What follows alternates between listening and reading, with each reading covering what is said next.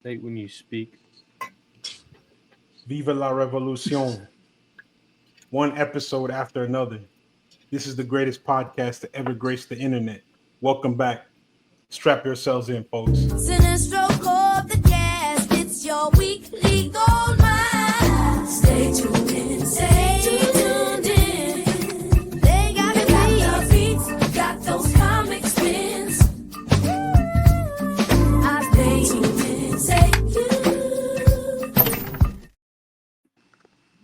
Yeah. Yeah. Welcome back. It's your boy Leonardo DiCaprio.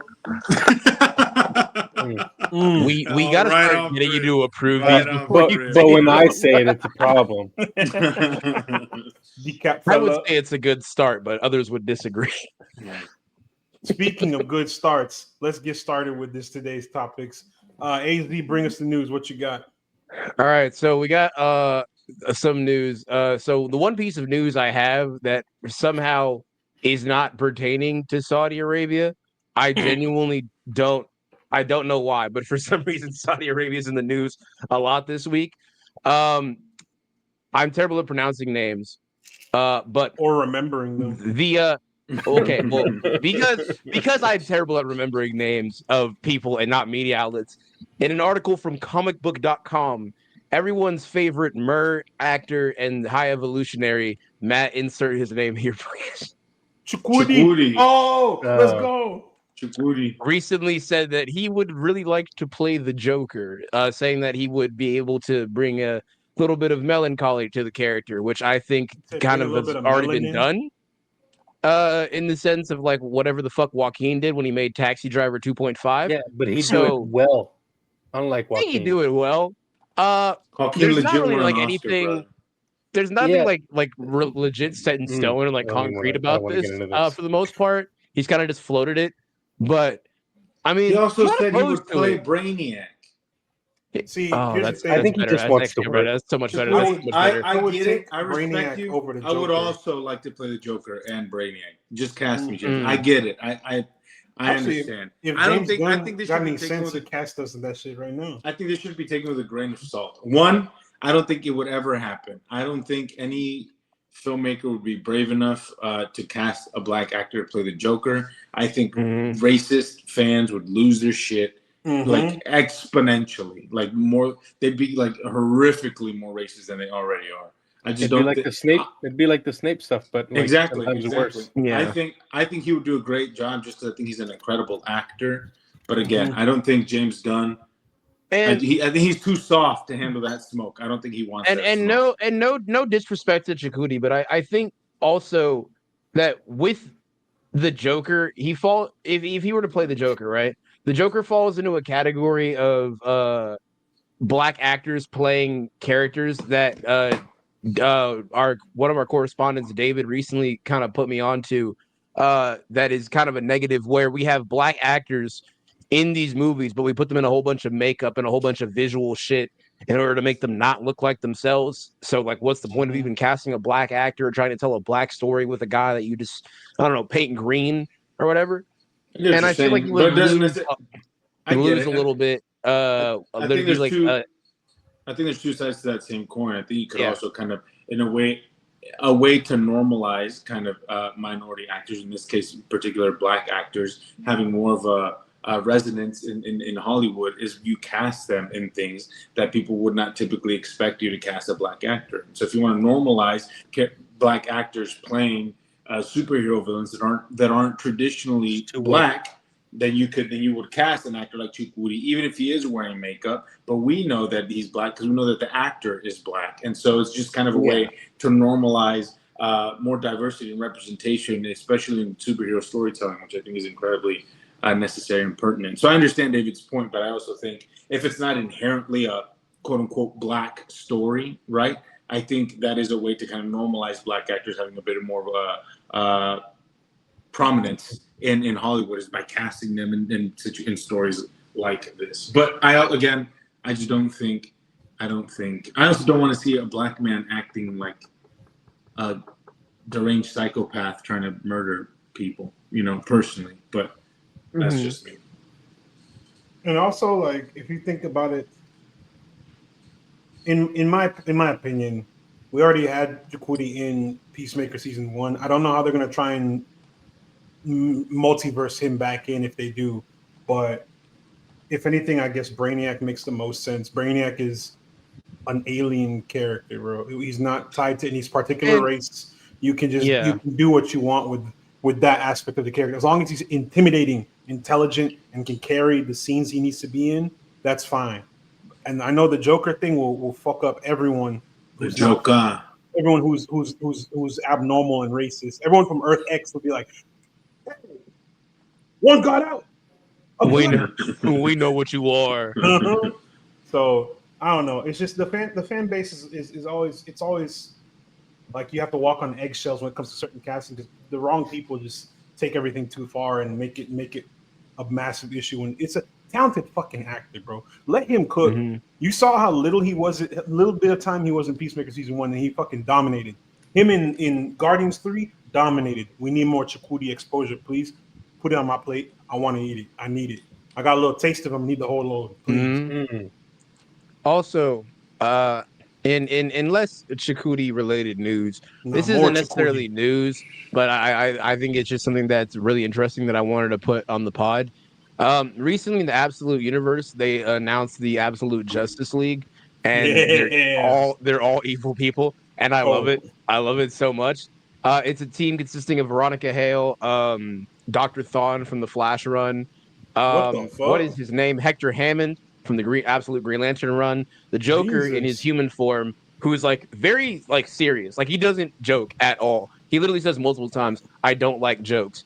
And Okay. and Ra's al Ghul, and they form like this kind of like cabal, where they basically do something akin to like the Maker's Council in the Ultimate Universe, where they kind of manipulate everything from behind the scenes, and they view themselves as maintaining like justice and order. They Mhm. view Wonder Woman and how she goes into Gateway City and resumes command of the military, and they follow her and respect her. I guess just because of how she is, but they're like, she can command U.S. arms. We don't like that. Superman is, well, I mean, he's Superman. I don't even need to explain why that's a problem. But then you have people like Batman going around and fucking up the Joker's whole plan. And so they form this like cabal, and they also add on, I believe it's a sixth member, which is Lex Luthor, because we Elon haven't Musk. seen him up until now. And apparently in this universe, Lex Luthor is just on a farm in Kansas. Like he's just a married man, just like doing stuff, just existing.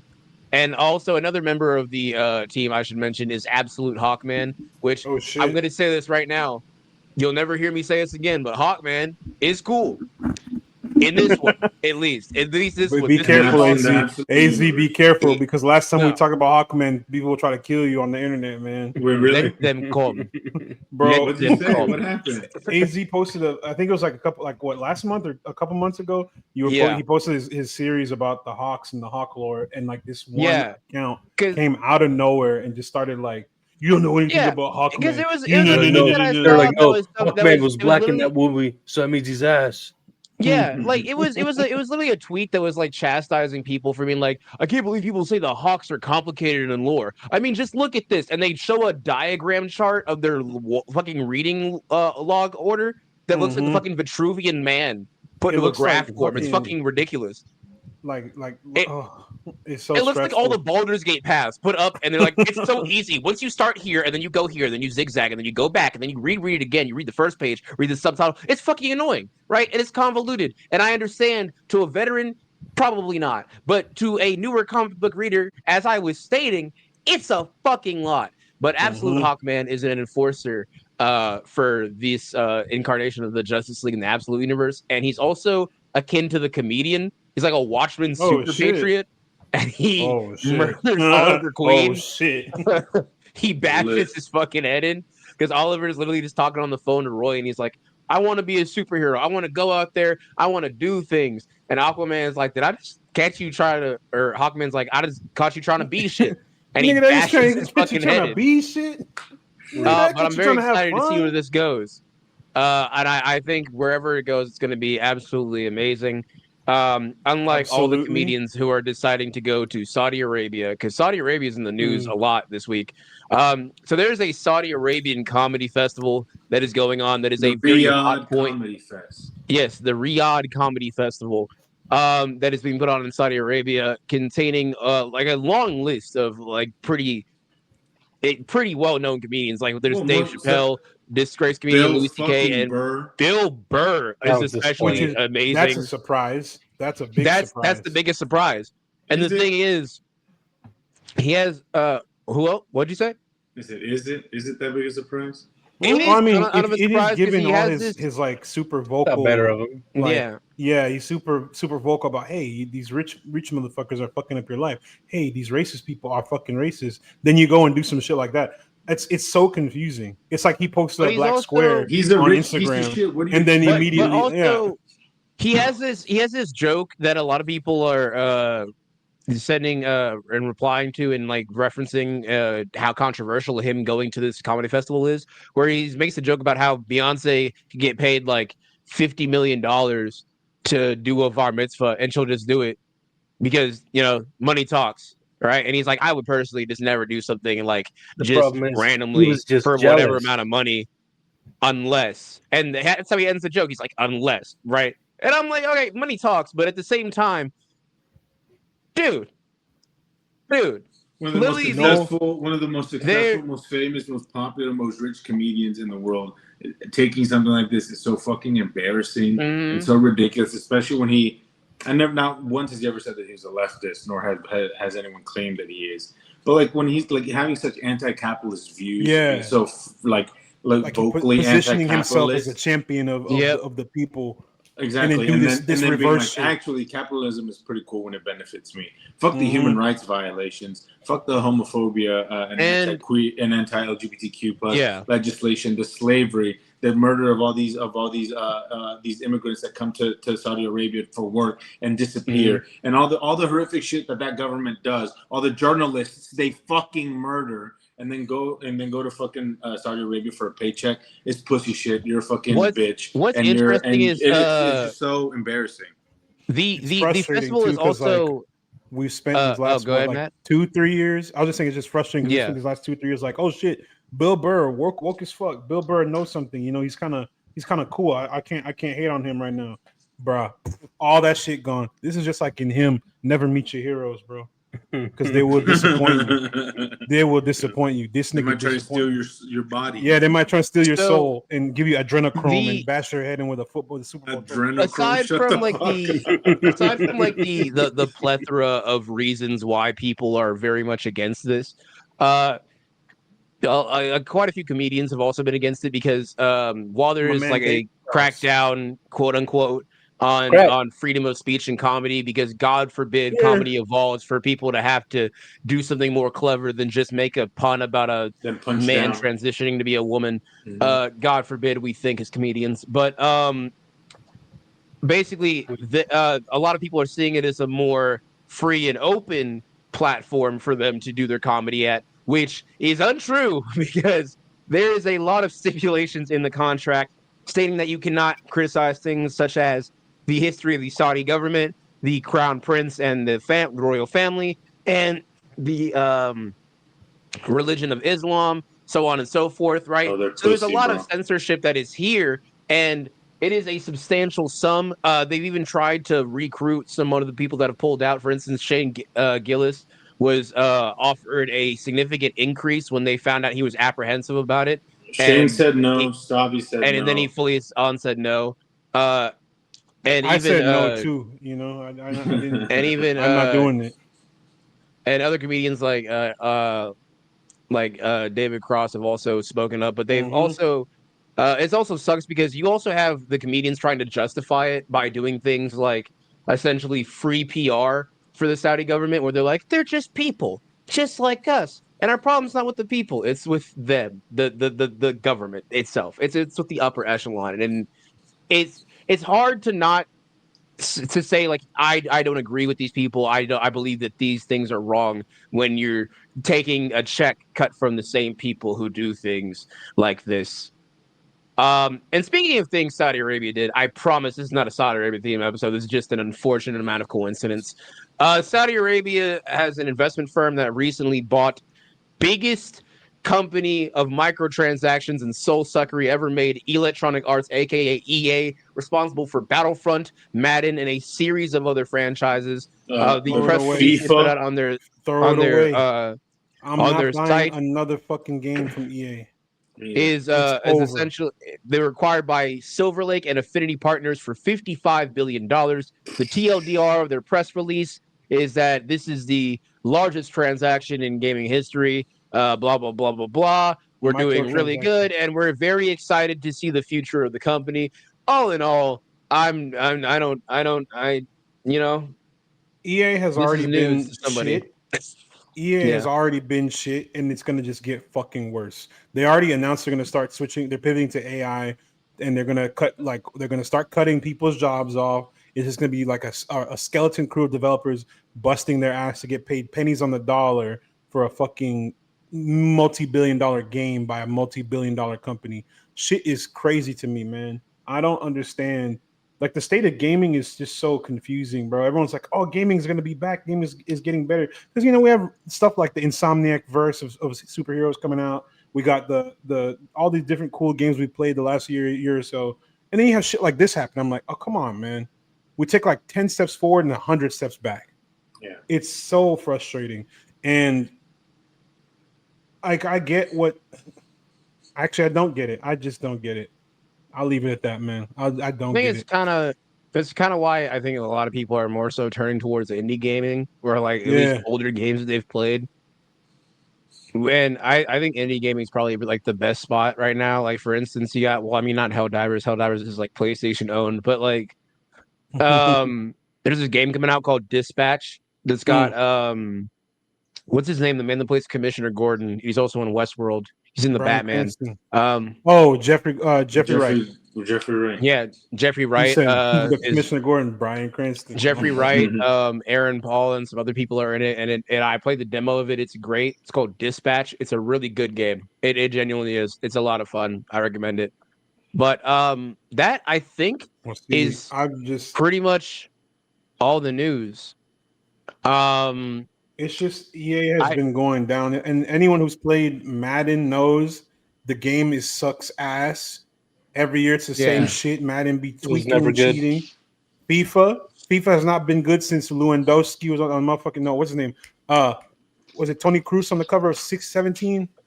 FIFA hasn't been good since Obama was the president. Yeah, Marco Royce. Literally. My fault.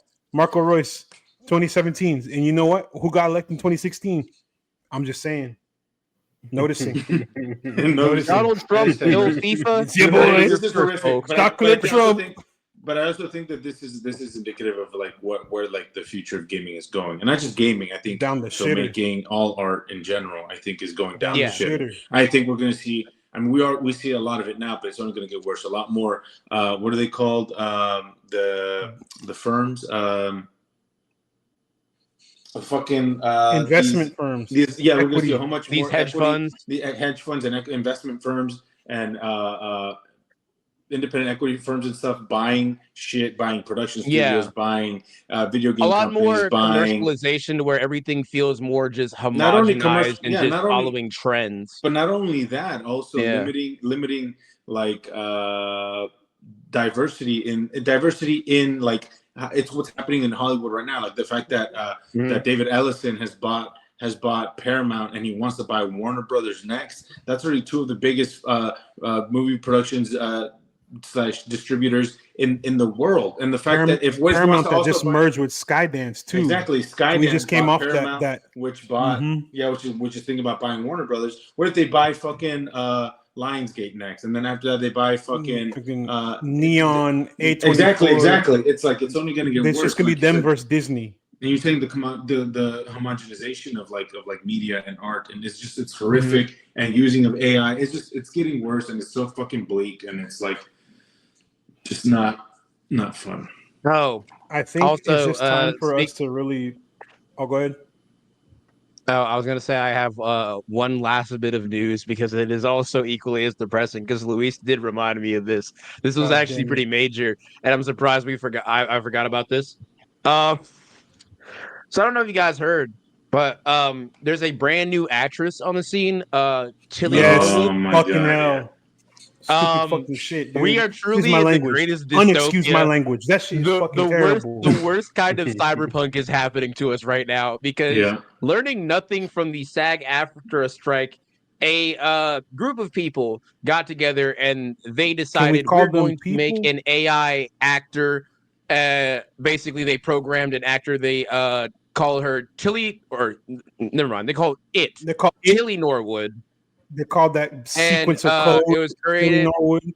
And it's a It was girl that created looks young by as hell. You need, hold on. Eileen Vander Velden, founder of AI startup Particle 6, which says it creates digital content for film and TV. Check her hard drive. Basically, the sole purpose of this is that she wants to be able to further the usage of AI to where eventually AI can make their own movies and all this other stuff. And I think that's awful, just bad, just bad. One of the things that she uses to explain herself is she says just as animation, puppetry, or CGI open fresh possibilities without taking away from live acting, AI offers another way to imagine and build stories. But Eileen Vander, whatever the fuck your name is, may I offer you this possible thing? Get a paintbrush, get an easel, put that paintbrush on a stool, and then tell that paintbrush to make what you want. Has it been more than an hour? Has the paintbrush still not fucking moved? You know why? Because it's a goddamn tool, you insolent charlatan. He froze. Don't do this. This is beyond a terrible idea. I cannot fathom to you how many levels of terrible idea this is. You do not want to have a beat bopping, multi-fingered, incorrect numbered hands piece of shit, some sort of horrible Vitruvian nightmare, The only thing instead of an actual person or a physical Nigga talent. saw a listen to a companion podcast. and I said, listen- "We're gonna I do listen- this shit too." I listened to a podcast called The Town. It's Matt Bellamy, the Ringer podcast, and he's an ex entertainment lawyer who's kind of like an media writer, entertainment writer. Anyways, he had said that He's just like me. he said that he was talking around and he heard that a lot of the big agencies are really apprehensive about signing her or any AI. Any AI actors, which is good. That's the only thing that's kind of reassuring because they understand. They know. They know that the moment that this happens, actors are gonna start leaving those agencies. They're gonna start protesting and fucking. It's gonna be a fucking shit show just from an optics perspective. So none of them are touching it. So when they say that agencies are lining up to sign this bitch, it's not. bitch. It's a code. It's all small. Nobody reputable. No. If anything, I'm not putting a Tamagotchi ass character in my fucking movie. If anything, Get that shit right out of here. If anything, this might represent an opportunity for a small boutique talent Film agency studio, to be like, oh, this might be the one thing that we need to focus on, and they might be Their office 10 is in a 10 strip mall years. like Saul Goodman. Yeah, they might be 10 years ahead of the game, and maybe this becomes the norm 15, 20 years from now. But right now, most agencies aren't really fucking with this. So that's the only thing. I don't even know how you would, about it. as an agency, market the horrible ghoul. I don't understand how you would go up to a group of producers. Wouldn't it be better just to not pay Nigga, anybody just for it? upload the USB. Let that shit do whatever. You Honestly, I think you just need to pay for more server room. If anything, that's your representation. burn Her this IT shit down, department, bro. I guess. Mm-mm. I just feel like Unplug the bitch. it's just I just don't understand it. One of my favorite reactions to this has been from Ralph Ineson, who He said, just "Fuck responded. off. My He goat." just said, "Fuck off." He just said, "Fuck off, my man." Imagine Galactus himself telling you to fuck off. I'll be like, my yeah, man you know truly is You're out right. here living deliciously. Black Galactus- Philippine proud. You are right. Oh man, but I really do sincerely hope that this dies on arrival. And And that's just- if it manages to get off the ground, I truly did not see that coming. Speaking of It's not, just- we're it's talking. just- hold on. It's just So speaking of not coming, there's so much there's so much in the balance right now, and I think this is a good time to talk about not just the AI bit, capitalism, and how it's ravaging the world and ruining things that are good. You cannot have good shit with capitalism, bro. Yeah, This probably. is gonna if let's just assume that some dumbass agency says, "Oh, we're gonna sign this little computer graphics card, bitch." Okay, we'll sign her. You just cost an actual talented human being their job. You They took don't away care, a space. bro. I'm not trying to appeal to their sense of morality. They have none. I don't give a fuck. I'm just You forcing my ask for a frustration. headshot, they give you an instruction manual. Yeah, bro. The fuck is this? I don't want to be. I don't want to. And as someone who is pursuing a career in acting, this just makes me all the more frustrated. You know, I see the sheer talent. For example, I've seen Luis perform. I've seen my friends from high school perform, and to know that like we're gonna be fighting against a fucking program, that shit has no emotion. That shit has no range. That computer is not gonna be able to do what David Johnson can do. That computer is not gonna be able to do what Philip Seymour Hoffman did his entire life. Suck my fucking dick. That's so frustrating. From the back. Like suck in the balls, jiggle the balls, like do that too. That shit is so irritating and aggravating. It's just one fucking thing after another. We got this shit going on with the Saudi thing. After another. Motherfucker, I can't play no damn games Speaking anymore. of What am I one supposed thing to do? after another. What am I? Yeah, it's like we're dealing with one battle after another. And speaking of one battle after another, motherfucker. I thought we were doing Peacemaker first, so excuse the Nazi thing. No, you did not see that coming, did you? You did not see that coming. Horrible. I did not. I was surprised. There's Nazis your in this boy. too. Don't worry. Sensei Sir Negro. But I will say though, I'm gonna be honest. No, there were Christmas. Yeah, Christmas they're called Adventures? Christmas Adventurers, actually. Do y'all want to touch on look. Peacemaker first? You know, Yeah, I fuck it. don't know. Yeah, It's a good, Yeah. it's a good, it's a good segue. Yeah, do your Alright, segue. do Sorry, your thing. Go back. Do your Speaking of making, And for everybody listening, make peace. just erase the last 10 seconds from your mind. AZ, you got it. Nice. I'm really trying to remember my transition, but honestly, God it's fucking damn, it's a blackout. No, Speaking of black, no. Yes. Yes, love it. Speaking of blackout. Speaking of black, you ever wondered? You ever wondered what it's like to be a normal, average black man walking through a suburban neighborhood in Garland, Texas? Be out of bio in this episode. No, Garland is not the problem. This is a Frisco thing. This is a flower mound. This is flower mound. Oh yeah, I know colonies. Behavior. This is The straight up colony in the- Vidor, Texas behavior.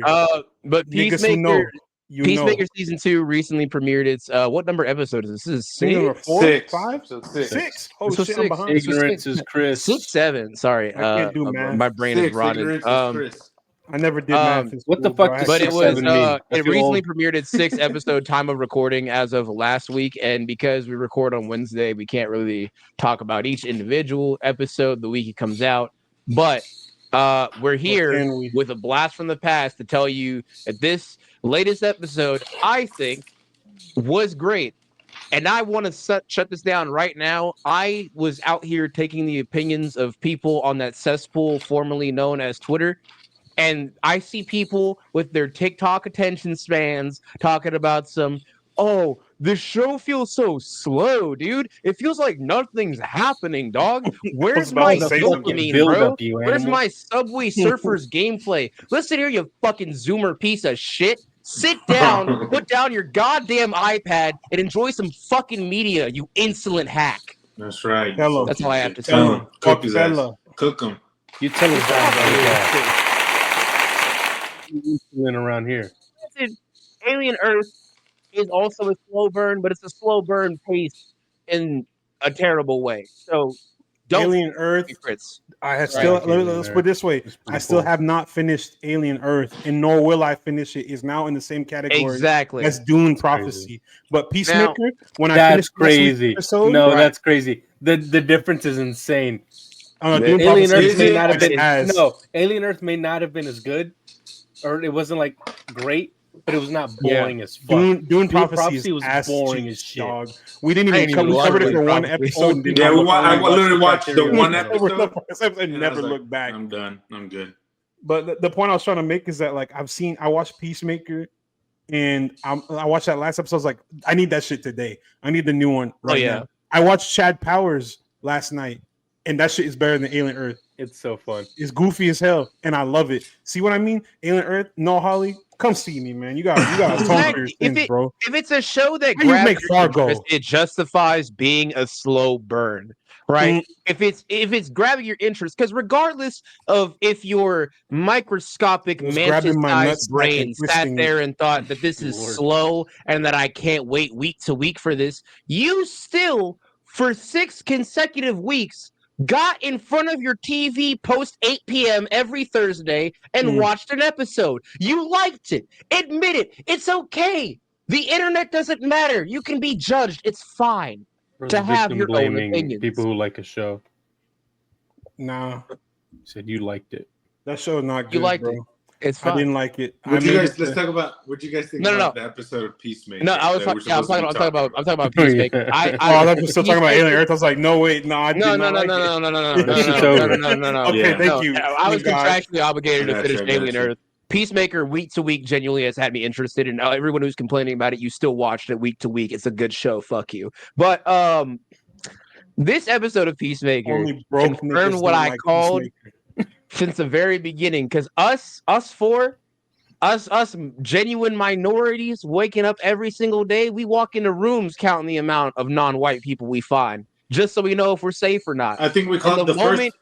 When does he travel to alternate dimension? Episode 1 or 2? Episode literally 1, right? the first episode. I think we mentioned it when we covered on the episode. The moment they said Blue Haven, we're like, what if they're in a Nazi timeline? And and we're like, yeah. They sent him to Wolfenstein.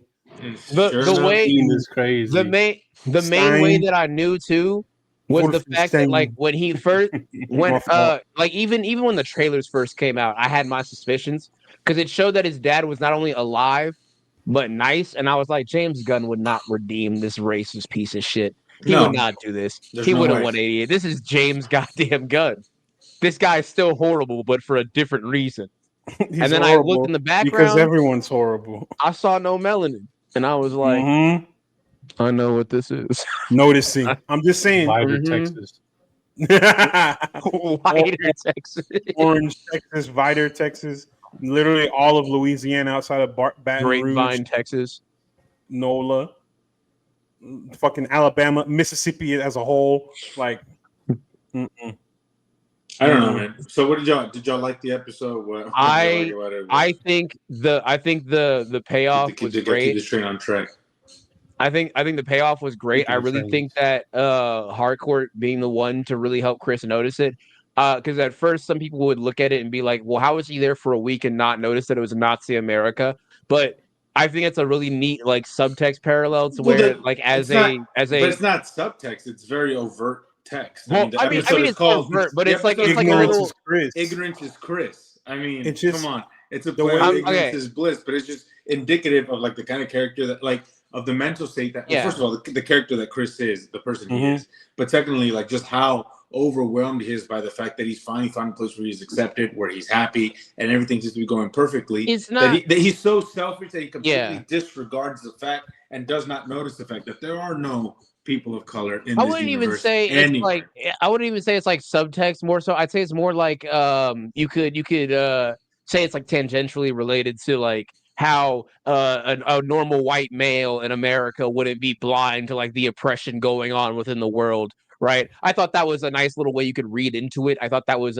neat. I might just be reaching, but I thought that was a nice way to look at it because Harcourt, even though she's white, is a woman and probably got there and was like, hey, also she has more than one brain cell. So she immediately clocked that shit. She was like, hey, what the fuck? This is a suspicious lack of any colored people of any kind. Where the black people at? And then also it's looking very, what's the plane? What is the name of Chris's brother again? Keith. What you got in the car? Keith. This band and the Beatles, and I was like, The Beatles. Oh, this is a white as hell universe because only in a universe with no minorities would the Beatles ever get this far. They suck ass. What do you mean? That happened in our universe. It's real life, bro. People love them. Are we on Earth They- X right now? Low-key. I wouldn't be surprised. Since Based November on 5th, recent history. 2024. Yes, we have been. Also, this episode cemented that Vigilante is probably my favorite character in the DCU. I love him. He's a He's goat. great. He's amazing. goat. I have no problems with him. Freddie A Stroma is little bit. amazing. I Retweet. I'm not gonna That's what we're disagree, talking about, right? but you're out a lot. Yeah, I agree. I like this season. I like where it's going. I like what James Gunn is doing. I think this season, I don't know why people are complaining. I think it's a lot more fun than the first. I think it's a lot more interesting and engaging. I think the storyline is a lot more interesting. I also like kind of like the character beats that are happening between these characters. I think Chris and seeing him kind of, want and crave and need validation and to be a part of something and not have that and then go looking for it somewhere that's quite literally a Nazi dimension, I think speaks a lot about his character. The hardcore stuff, despite the fact that that woman cannot act, I think I understand where James Gunn is going with that character. I think it's poorly executed and poorly handled because Harcourt is not a good actress. But the fact that she's like, yeah, I do go out to and pick bites at fars just so I can feel something. And then said bites at bars. I said pick what? Is it big bites at bars? Pick bites at fars. My bad. Yeah, it's getting clipped. Fight. That's getting clipped. Jarvis clipped that. Jarvis clipped that. I get where they're going. It's interesting. Adebayo. I think we're not spending enough time on her. I love Danielle. I think she's an incredible actress. I think they can use more of her. It's because we're in love with her. We're in love with True. her, but she's also incredibly talented. 100%. And I think, and I really like what they're doing. The Economos, Vigilante stuff. Like those characters those two in particular serve best when they're in the periphery, and we just kind of get to enjoy them, and they help elevate like kind of like the story that we're part of. So I think that he's utilizing everything really well. What I like about this season is that I'm really like, okay, what's going to happen next episode? What's going to happen? Where are these characters going? Where's the story going? And so for that, I really give props to James Gunn. Oh, And the fact that the Nazi reveal was at from episode The beginning one of the whole show. Dance, it's like, man, he's just, I don't know, man. I also really like how it hits on like how self-centered Peacemaker is. Yes. Because literally all Harcourt does to check the Nazi thing is turn a small flag on the And desk. do you know how many of those flags were in that office? There was like There's one on so every many. desk, bro. There's so many. No, not even flags. that. She's just like, wow, there's no people of color. I have not seen one. And he's like, really? Also, What? Vigilante based. His Universal Canon event is every single dimension. He hates Nazis, and I love that. My That's God. Love great. it. My Love God. it. Real as fuck. My Love it. absolute God King. Now, here's the thing. Economos is in a bad way. He's currently stabbed via the hand, getting fucking what is it called? The blue The dragon. fucking stigmata. Yeah, he's getting fucking stigmata wounds on his hands and feet Yeah, right now literally. in the middle of the kitchen. And Adebayo is fighting for her fucking life. Yeah. Which, granted, the moment I saw that scene where he hopped out, he's like, "It's a black." I was like, He said are gonna go crazy. the truck censored his ass, stopped bro. and he said, "One got out, a black." I said, "Oh shit!" Even though we knew what was All right. coming, I said, "Oh Look. shit!" This is the woke friend in me. They would not have said a black. Yeah, you know, All well, right, you come can't say come on. you can't say "nig." No, in a Nazi universe, come on. They would not have said the black. art They of would saying that word has been lost. They just don't see them often enough. Exactly. Yeah. It's a lost art. They don't hate. It's They like don't Latin. hate like truly. They just hate. It's like Latin. Yeah. Dead language. It's a dead language. Well, yeah. well, this That's is the only actually thing. good Rouse, that and I get it. Obviously, Yeah. you can't say the N word on fucking HBO Max. I understand.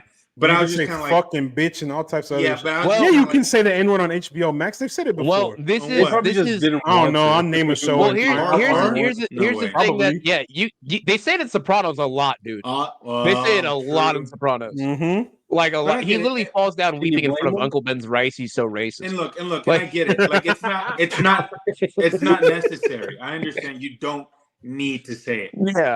But in my head, I was like, motherfucker, say that shit now. Well, and we don't live Well, in it's a Nazi interesting that you universe. say- If Yeah, we a live in black universe- is very calm. Yeah, to, if you It compared is to what I interesting hear that you say in that, real Luis, life. because I today. do won have the a World War quote II, from they would be saying N-word left and via DC Film News. James Gunn made sure that Daniel Brooks was comfortable in Peacemaker, which is a step that a lot of people making this type of media wouldn't do. Like, I doubt that, Quentin wouldn't. Tarantino was checking in There you with go. Jamie Foxx and everybody, making sure they were straight Dog. on Django. I got So, once you finish, I'm but, gonna say some shit about that. I just finished But Django. Oh my James Gunn God. said, when I was first writing the episodes and I finished the first that episode, I sent it to Danielle Brooks and we had a big conversation. I wanted to make sure she was okay with everything. And it shows that he's not only meticulous with like the story and the universe that he's trying to plan, but also the relationships he has with the talent. And going that extra mile, I think, is really good, especially when you're making a scene like the last 3 minutes of that episode. Brother. Because that's a lot. This is But Matt, you were to say something real quick? yeah, because you mentioned Tarantino, and like after I've watched Django, like I watched it when it first came out. I've watched it many times since then because like it's a movie about a slave who becomes free and kills racist people. What's not to like about that? That shit kind of hard, bro. Matter of fact, they should have made a sequel by now. To Django 2.0. and To Django 2 Unchained. Oh hell no! And it's a straight to DVD sequel, Straight not to directed by DVD. Quentin Tarantino. But no, like just Django watching that Chain movie- is what it's called. watching that movie and seeing like, especially now in today's climate, it's like that's wild as hell. And Tarantino just kind of, he's also a weird bird in general. The motherfucker was eating Salma Hayek's feet. I don't condone, but I understand. Just pure silence. Right. That Everyone's was just like that was some fucking A moment animal. of silence for Jarvis. an clip iconic that. legend. Clip that, Jarvis. No, it's just I like that James Gunn cares. You know, obviously we know he's a very smart man. He's a very smart writer. He's a very smart director. We've seen his craft over these years. It's nothing new, but just hearing that is so refreshing. And the type of source material that this is. Quentin Tarantino had written this, he would have written himself a character. He would have been that gets Keith. out of the truck and said the fucking He would word have been Keith. like 6 times. He Yeah. was the slaver in He would Django. have been a neighbor that just yelled the fucking word out. He'd have been, hey, you black, you black. He would have been in Peacemaker's like Right, original exactly. dimension and called her a nigger while they're sitting on the steps. Hey, He yo, would just let it we're fly. getting demonetized. And then he We're will getting also would have been. demonetized. He also would have been in the, Demonetized. and he also would have been in the alternate universe, also saying it. That's what Nah, Quentin Tarantino would have him from done. the alternate universe is just like the same him from the main dimension, but he walked through the door just so he could be more Yeah, racist just so he could somewhere be else. more racist. It's a Finally, utopia. I'm free. Mhm. Also, Yeah. I will say This this: they are all chasing her on foot. Danielle Brooks's cardio is fucking amazing. Me personally, I would have just died.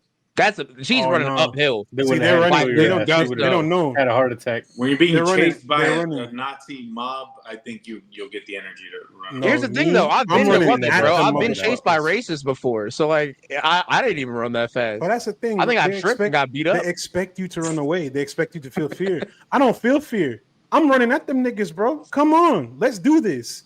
I've been waiting. be honest. I've been waiting for this my whole life, bro. Oh, No, I also- will also, smoke you. Before we move on to the episode, kind of give it our ratings or whatever, and then if we're excited about the rest of the 7 season. out of 5. What'd y'all think about the Lex Luthor Oh. cameo? I think it was solid. I mean, his demeanor in this was different from him and Superman. I feel like we probably could have gone without it though, because Yeah. while they're trying to make it make sense in the Peacemaker universe, the Peacemaker mythos, I don't think we need. Maybe that could have been like the end of the season. Rick Flag Sr. goes to Belle Reve and meets Lex Luthor, and it's like a 2-second. He sits down, Mr. Luthor, or whatever, and then that's it. Because this feels like I mean, don't know. I get what they're going for, but I also don't get it. That's the issue. James got to explain to That's me. the issue with trying to have a universe that connects. I mean, so you're gonna have to be. there's not we have no always time to 100% cohesion. Yeah. Yeah. But I think I liked it. It was better seeing Nicholas Hoult as a more cold and calculated Lex Luthor as opposed to the more jovial to ruin Superman's day that he was within the movie Superman.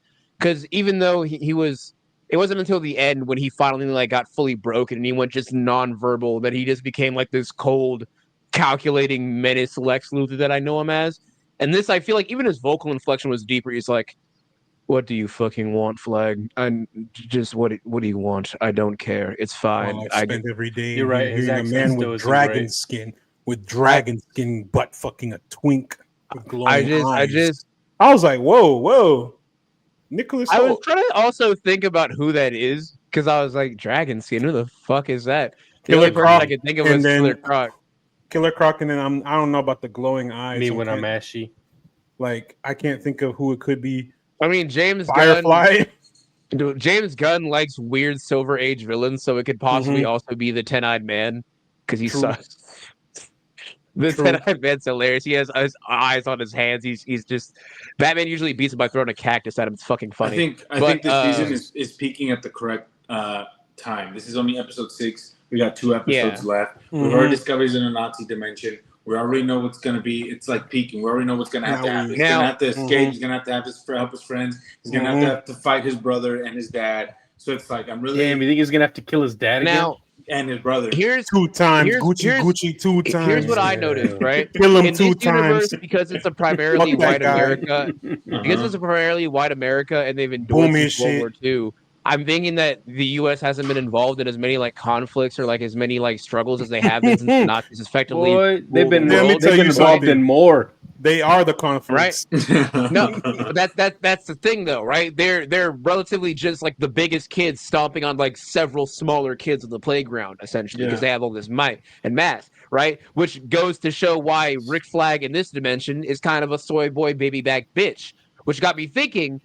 Why the fuck is he at this job in Argus? How would he have got this job? Nepotism. So it gets me thinking that Rick Flag Sr. is like a high-ranking Nazi official. Bro, he's a Grand Wizard of Argus. He's the president. No, I'll take it a step further. He's the president of Nazi America. So it's just Frank Grillo in real life. Yeah, it's just Frank Grillo, but it's just Frank Grillo in our executive order. But that's one of. But that's a theory that I've had. He's just Rumlow. That's a theory that I've had for a while. Rumlow, yeah. The main theory that I keep seeing circled online is the introduction of another DCU character at the very end of the episode of the season, in episode 8, and has a GI robot. And I hope to God he comes in. I hope to God. No, I don't watch Richard. Now here we go. Wait, no. This that Matt Ramos shit this season. He's bringing him back. you gotta cash that another check. You gotta cash another check. Then we're gonna get Weasel. We're gonna get Weasel too for no fucking reason, dude. It's just Weasel, GI Robot, Maxwell Lord, and they have Weasel running around montage. Shit up. I fuck with it. I can see they throw in his character from Guardians, even though he's not in the same universe. I'm with it. And then just like Kraglin from Gun. Yeah, Kraglin. Craglin. I love Cracklins. Episode out of 5. I'll give this 4.5. I thought it was awesome. It's a not 4, enough 4.5. Not enough Vigilante. Not enough Adebayo. That scene. Adebayo. Bad, yo. That scene between Chris and Harcourt was dog shit. Everybody said let me rant on that, bro. I've been holding this one in. Niggas is stupid as fuck. Like respectfully, disrespectfully. What do you mean? What do you mean? I just watched cinema, bro. You mean to tell me that y'all think this little like 5-minute scene was the greatest thing to ever hit television? Fuck you. Did you not watch The Last of Us season 1? Joel alone. But 5 minutes of Joel and Tommy, bro. Greater than anything I've ever seen from this fucking show. Loudly, bro. Did you not hear all the sad things they said very loud? Didn't you see that what's her face was crying? That means she's good at acting. That means she's a good actress. Dude, I don't give a fuck. She has tear ducts. I don't think you realize how human that makes her. She cries, man. Also, look, Adam Driver's School of Acting. Let's compare another show that's on right now. We got what's it called? The Gen V, Jazz Sinclair, the little like 10-minute scene of her and Aunt Pam when she realizes what happened with if you haven't. I won't spoil it. But anyways, the point is that she in those little like 5-10 minutes she can act. Yeah. and she doesn't have to scream and cry the whole time. And- she and- starts crying towards the and I end love- of that. And then you see the guy Jordan act, and you're like, "What the even fuck?" compare is that going on? scene. too, bro. He's so Dave, bad. Honestly, blow my shit off, You bro. could even compare that scene with Harcourt and John Cena to literally that scene with John Cena and his dad from the first season, where he shoots him. Like even before he shoots him, when he's just like, and then at the end when he falls down, he just starts crying. There's no words spoken there, and that's acting. This is all I'm gonna say. This is all I'm gonna say about that scene. I love John Cena. Even he was bad in that scene because he had nothing to work with, and it showed you that he doesn't have the emotional range within a scene to do that. Because it felt two stiff boards talking to one another. It was so fucking bad. It pissed me off. And let's not do. Just let John Cena be funny.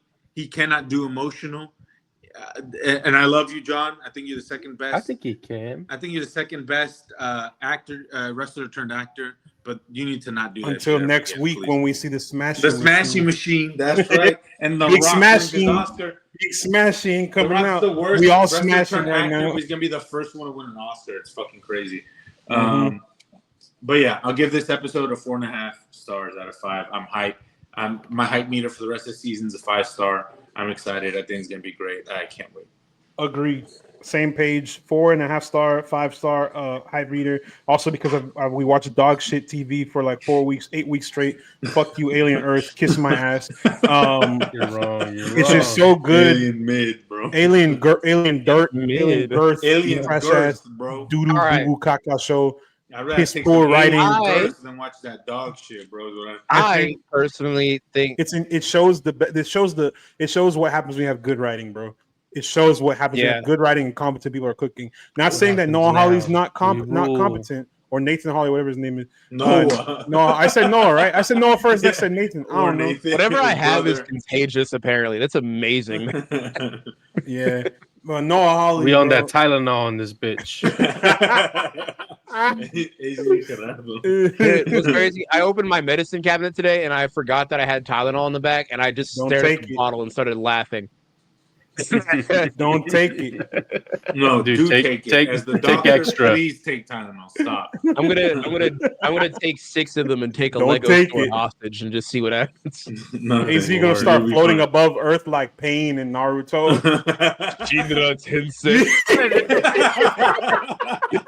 I hate that he knows it.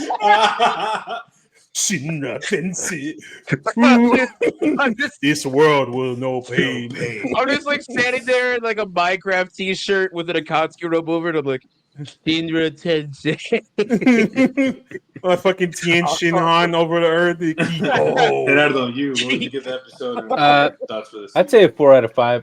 The hardcore Peacemaker scene was not good. I agree. I think they were both kind of. They used the best shot they could. They should have used the volume. They should have been on the volume. They were just being loud. They weren't being very good. And I disagree. I think Chris is, or I think John Cena is a pretty good actor. I think that scene where he cries by himself, it was like when he realizes his brother is alive and his dad is alive. Yeah. I think that shows like his I agree range. on that one. Yeah, and I think he just had he had a fucking pile of dog shit to bounce off of, and sometimes it gets smeared on you. A black hole of charisma. Yeah, I guess you're right. A nightmare. Word for word, a nightmare. Vigilante. This episode, fucking incredible. He's so. Dude. I love him. Stroma, my favorite fucking sociopath. I like how they also accidentally confirmed that Spider-Man exists in this universe. Mm-hmm. Yeah. I saw a Reddit thread post that said, "How Stanley's Jewish." Whoa! And I was like, I saw that. Damn. I was like, damn, are they cooking or is like he passed for Gentile? Totally converted.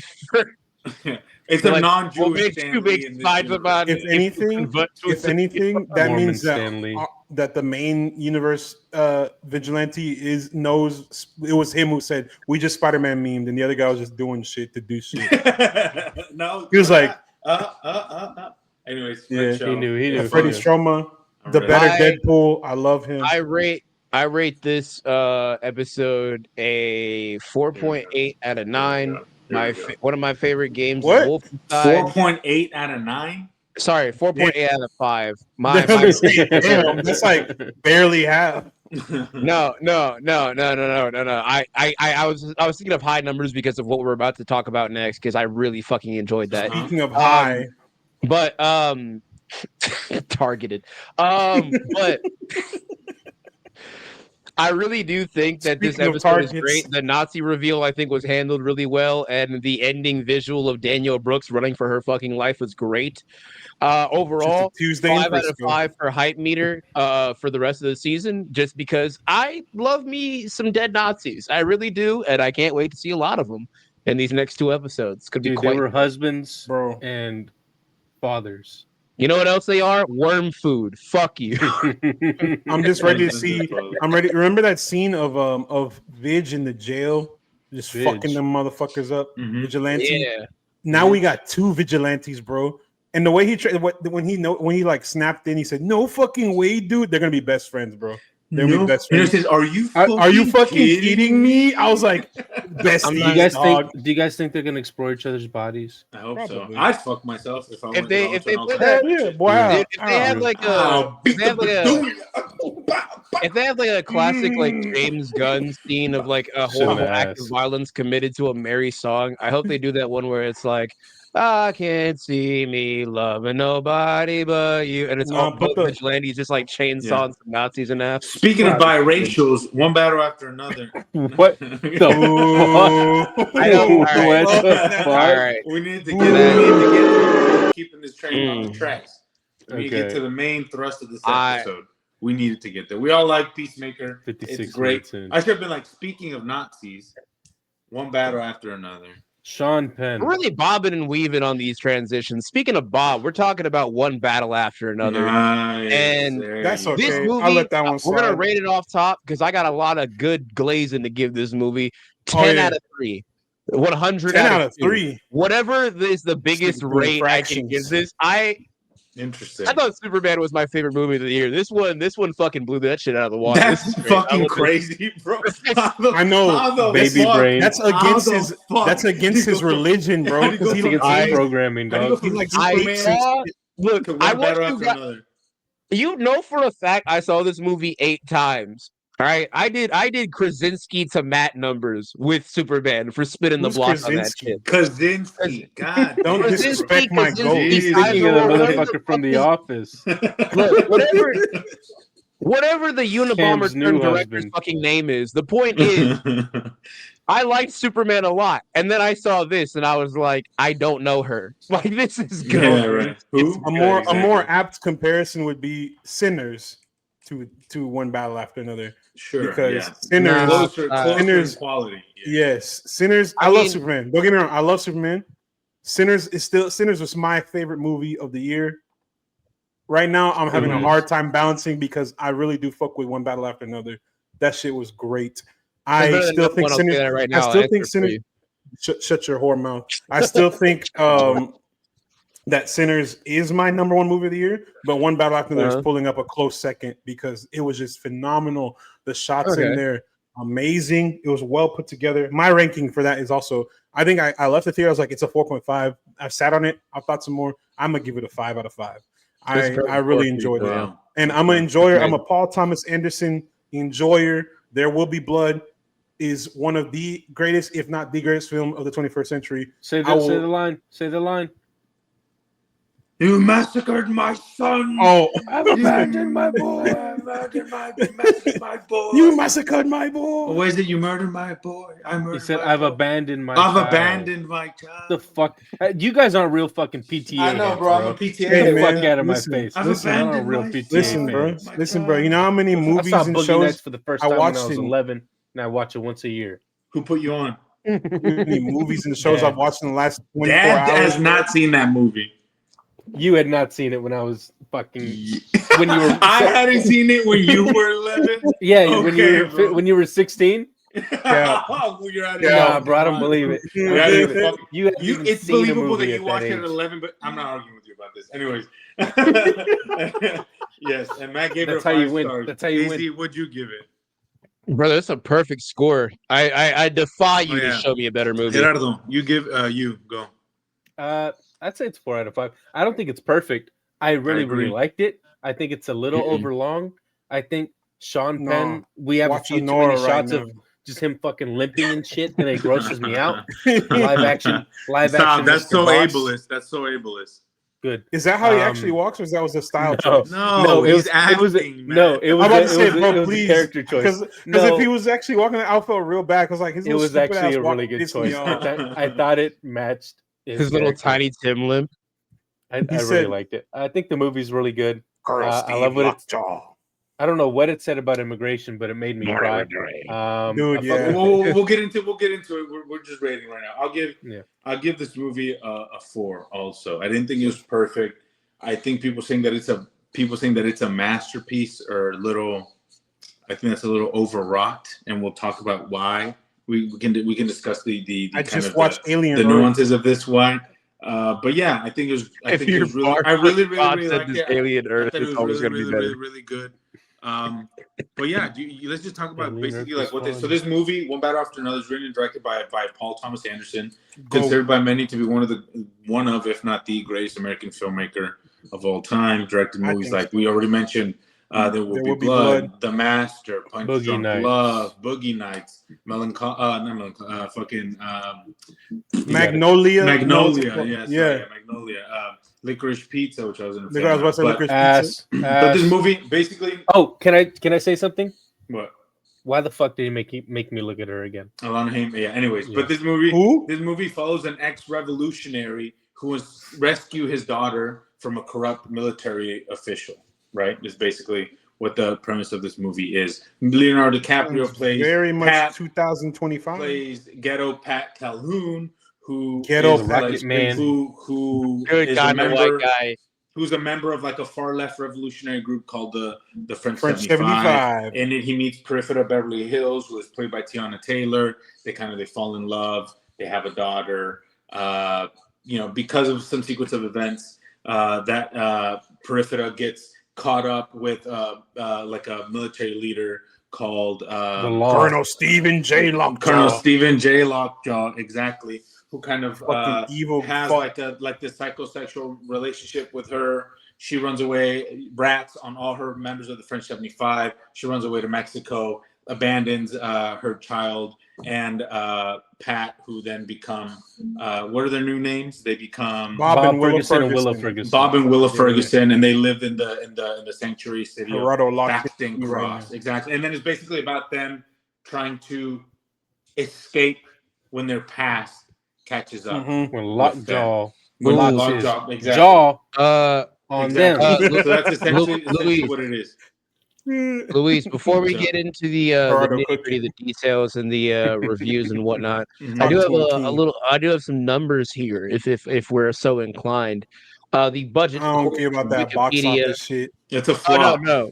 I don't care about that box office shit. Numbers don't mean anything. It's about the experience in the theater, brother. No. Numbers not real to him. Wait. How much money did Webby make? That shit was still ass. The budget is estimated as 130 to 175 million, right? Damn. Opening box office wise, it has made 61 million. So it's on track. It's on track, at least. It's going on track, brother. No, it's not. Not including brother. I thought that was domestically. No, this shit's in the warfare treatment. That shit is worldwide. 60 million. 61 on a 100-something million budget, and this is what week 2. Yeah, I'm bro. not. No, that's week 1. Oh, this is week 1 still. My fault. Movies make up 90% or like 80% of their total box office revenue in the first week of release. It's only made 60 million. It's not crossing 100. And these numbers that I'm seeing right now prove to me that Gerardo was so right when he said the sacred words of "the people love dog shit." What is this? Why is this movie being disrespected? What are you going to see over this? Wicked 2? People online, because it's a Paul Thomas Anderson movie. I mean, Wicked people aren't going to come out and see, even if you do have Leonardo DiCaprio, who cost $25 million up front to cast and put in a movie, by the way, but they're not going to come watch a movie about radical left revolutionaries. In Colossal 2025, directed by Paul Thomas Anderson, which is basically a satirical it's a political satire, essentially, is what it is, more than anything. A father-daughter movie. They're not going to come watch that shit in 2025. It's Finding But I Nemo think, with revolutionary ideology scattered in between. But I think that's indicative of of art as a whole, right? Why is it important for this movie to exist, right? Mm-hmm. It does. Do the means justify the end? Warner Brothers, when they financed this movie, they knew they were not going to make their budget back. But is it more important to be in the Paul Thomas Anderson game than it is to not be, right? Is it much more important to build that relationship with? They got lucky with Sinners. They're thinking they're going to get an Oscar with this. Exactly. That's what it is. Look at when they released it. October. Exactly. We're approaching Oscar bait window. Exactly. Is it more important to build a relationship with Paul Thomas Anderson and get all that awards recognition, or is it more important to get your money back? These are kind of the choices that movie studios and distributors and production companies have to think about before they release a movie like this. But I think Warner Brothers has done a really good job of, and then we'll start talking about the movie. They've had a successful year. They had Minecraft. They had Sinners. 2 movies that overachieved financially. Superman that have made a fuck ton of money. Weapons, exactly. All movies that have done incredibly. The Conjuring. My bad. Exactly. No, you're right. All movies that have done incredibly well this season that have made a lot of money that kind of give you a little bit of wiggle room. If one battle after another doesn't make back its budget, it's fine. Minecraft made $1 billion. You know, Sinners made like 400 million or something like that. If I'm thinking off the top of my head, whatever. So it's like, you know, more exactly. It's something like that. So it's like these movies. That you don't make this movie so you can make back your budget. You make this movie because it's Paul Thomas Anderson and it's going to win Oscars. So and I'm realizing the thing about that studios, you got to be strategic how you're doing shit too. You have like Marvel, Disney that just puts out a bunch of fucking Google Gaga shit, and then they give you Thunderbolts. So okay, cool. You gave us all this hogwash for like half the year, and now this one banger film, and we're not gonna see y'all again. Yeah, I like that one. I'll give Warner Brothers that. I shit on them so much because Zaslav is a bitch. I hate him. He's a hack. And when I find you, motherfucker, then we'll hate him in secret. Yeah, then when he pays us, then I'm gonna pull a Bill Burr and be like, "Oh my God, David Zaslav." It's not him though.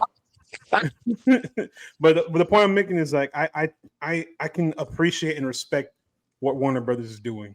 You got to find that good balance. You got to have those films that you know may not get you your like Louis said, and get you your money back. It's Mike DeLuca and Pam Abdi though. They're in charge of the movies, or that are in charge of movies at Warner Brothers. So it's thanks to them. Yeah, thank them. But fuck Zaslav still. That's my point. Yeah, because like fuck him twice, Gucci 2 times. Because just like Luis and Matt were saying, I think they're hitting it right on the head that it is better to make a movie of quality every now and again than take the Marvel method of having those diminishing returns where people are hesitant to come back to more of your projects because you've put out consistent amounts of slop. And as much as Marvel people Zombies, love slop, What If Season 3? Neither here nor there on Marvel Zombies. You know, but I think this movie I think for me blew my mind the most because like I had no expectations for this film. I genuinely forgot that this was coming out. You all were very excited for it from the trailers. I saw this and I repeatedly thought, I don't know what this movie's really about. It feels like a fake movie, and I don't know if I even really want to see this. Until I got off work today, I sat down and I watched it, and he said his mind was blown. Speaking of blown minds, they blew his shit smooth off in the movie. What did you guys? Let's talk about kind of like why we liked and did not like the movie. I think out of the four of us, I was the most excited about it. Right, I'm probably the biggest. Thomas. I was the most excited. Actually. I'm probably the biggest. I was the most excited. Oh my fuck! Okay, here we go. Anyway. I think you're a fucking poser. You didn't even know his fucking movies. I know. I do know his movies. I didn't know that quote. My bad. I knew it. I've only seen. I'm off the fucking yak right now. My bad. The only PTA film I think I've seen is. Herder knows what I'm on. What I was gonna say is that. Spectrum. I think I was the most excited about this movie. That Tylenol. And I'm probably the one who liked it the least out of the four of us. I think. Why? AZ said greatest movie of the year so far. Matt is pretty high up there as well. It's up there. And its praises to it. What was it about this movie? Why did you guys like it? What was it about that really engrossed you guys? For one, going into this movie, right? I didn't read the synopsis or anything, like what the entirety of the movie's about, but I read like the basic gist of it because for some reason I was too autistic for the trailers to make sense to me. And so too telemalistic. Too telemalistic, no capes essentially. In TikTok is all that is pseudomedicine really was coursing through my chromosomes crazy. But I didn't really understand it. So, having that knowledge going in of like what these people are and what they stand for, right? I was expecting certain story beats, and when they're establishing the relationship between Beverly Hills and Bob, right, and or Ghetto Pat, or a man of many names, essentially. When they're establishing that relationship, I thought they were going to speed through it, right? But we spend quite a bit of time with them. Literally, the first entirety of like the first 30 to 40 minutes is setting up that relationship, and I was like, oh.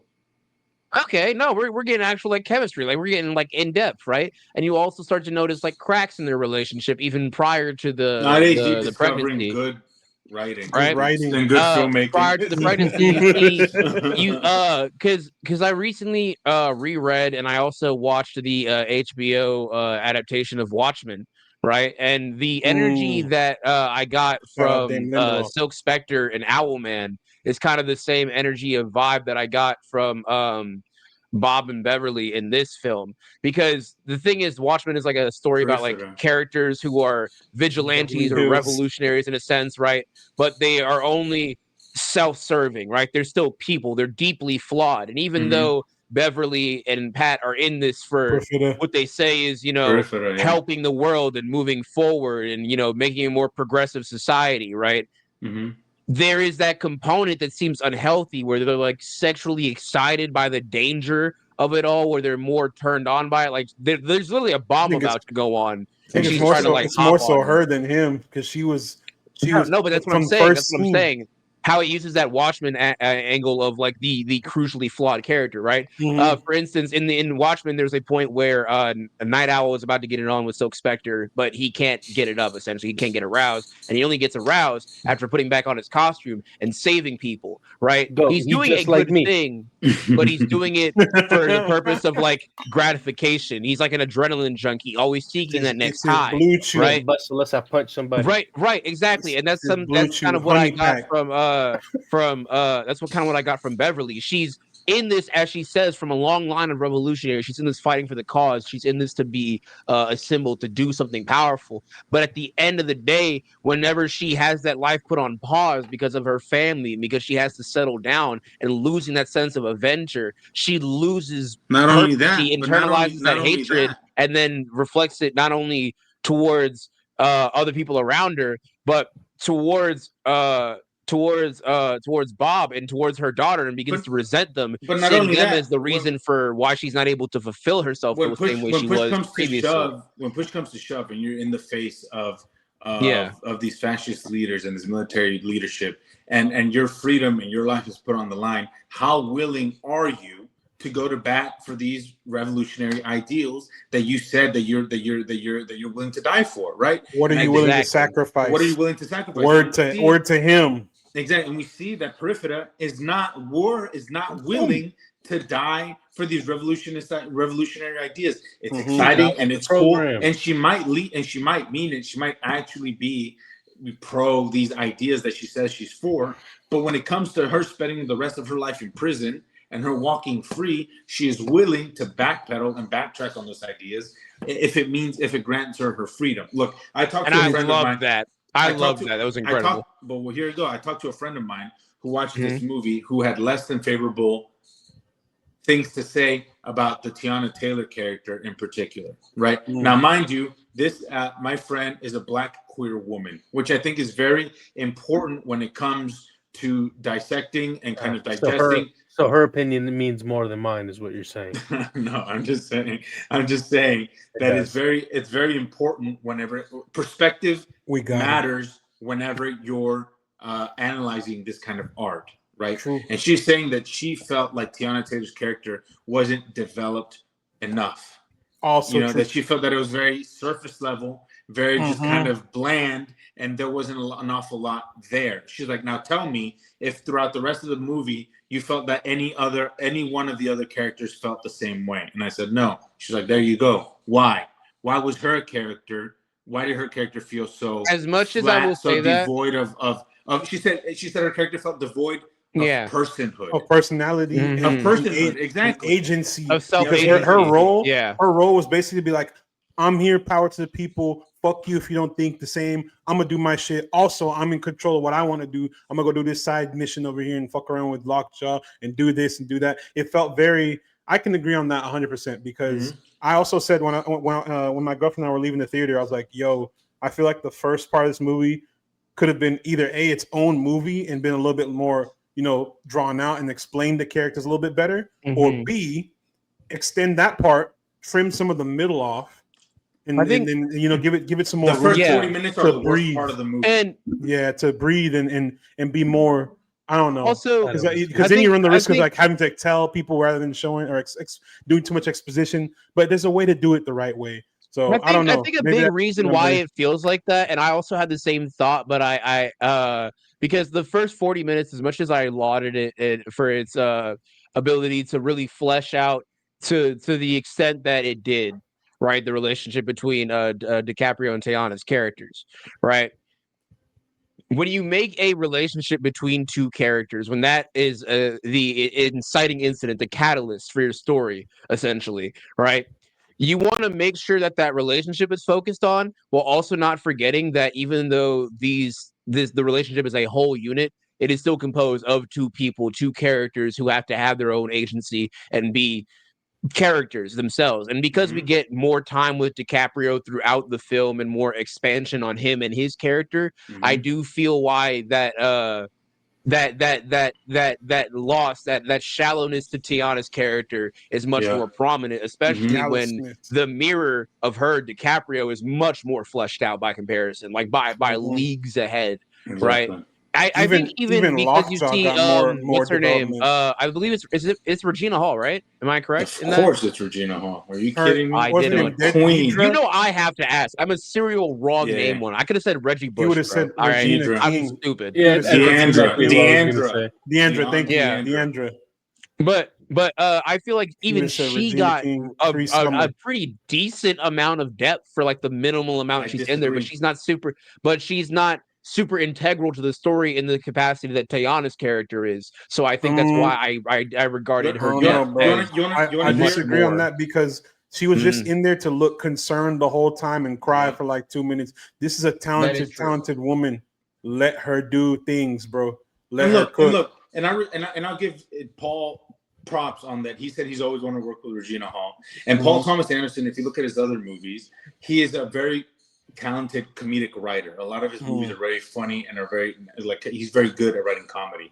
You would think that the easy thing to do would be give Regina Hall a comedic character, comedic lines, comedic scenes, and he didn't do that. He went against the grain and cast her in a dramatic role and let her flex her acting muscles. I get that. I respect that. I just wish there's a little bit more meat on the bone for Regina because we know how talented she is. My thing is, here's kind of like my big brain kind of takeaway from like the movie. I love Paul Thomas Anderson. I think he's incredibly talented. I do think he's one of the best living filmmakers today. I think he might be one of the best filmmakers, American at least, of all time.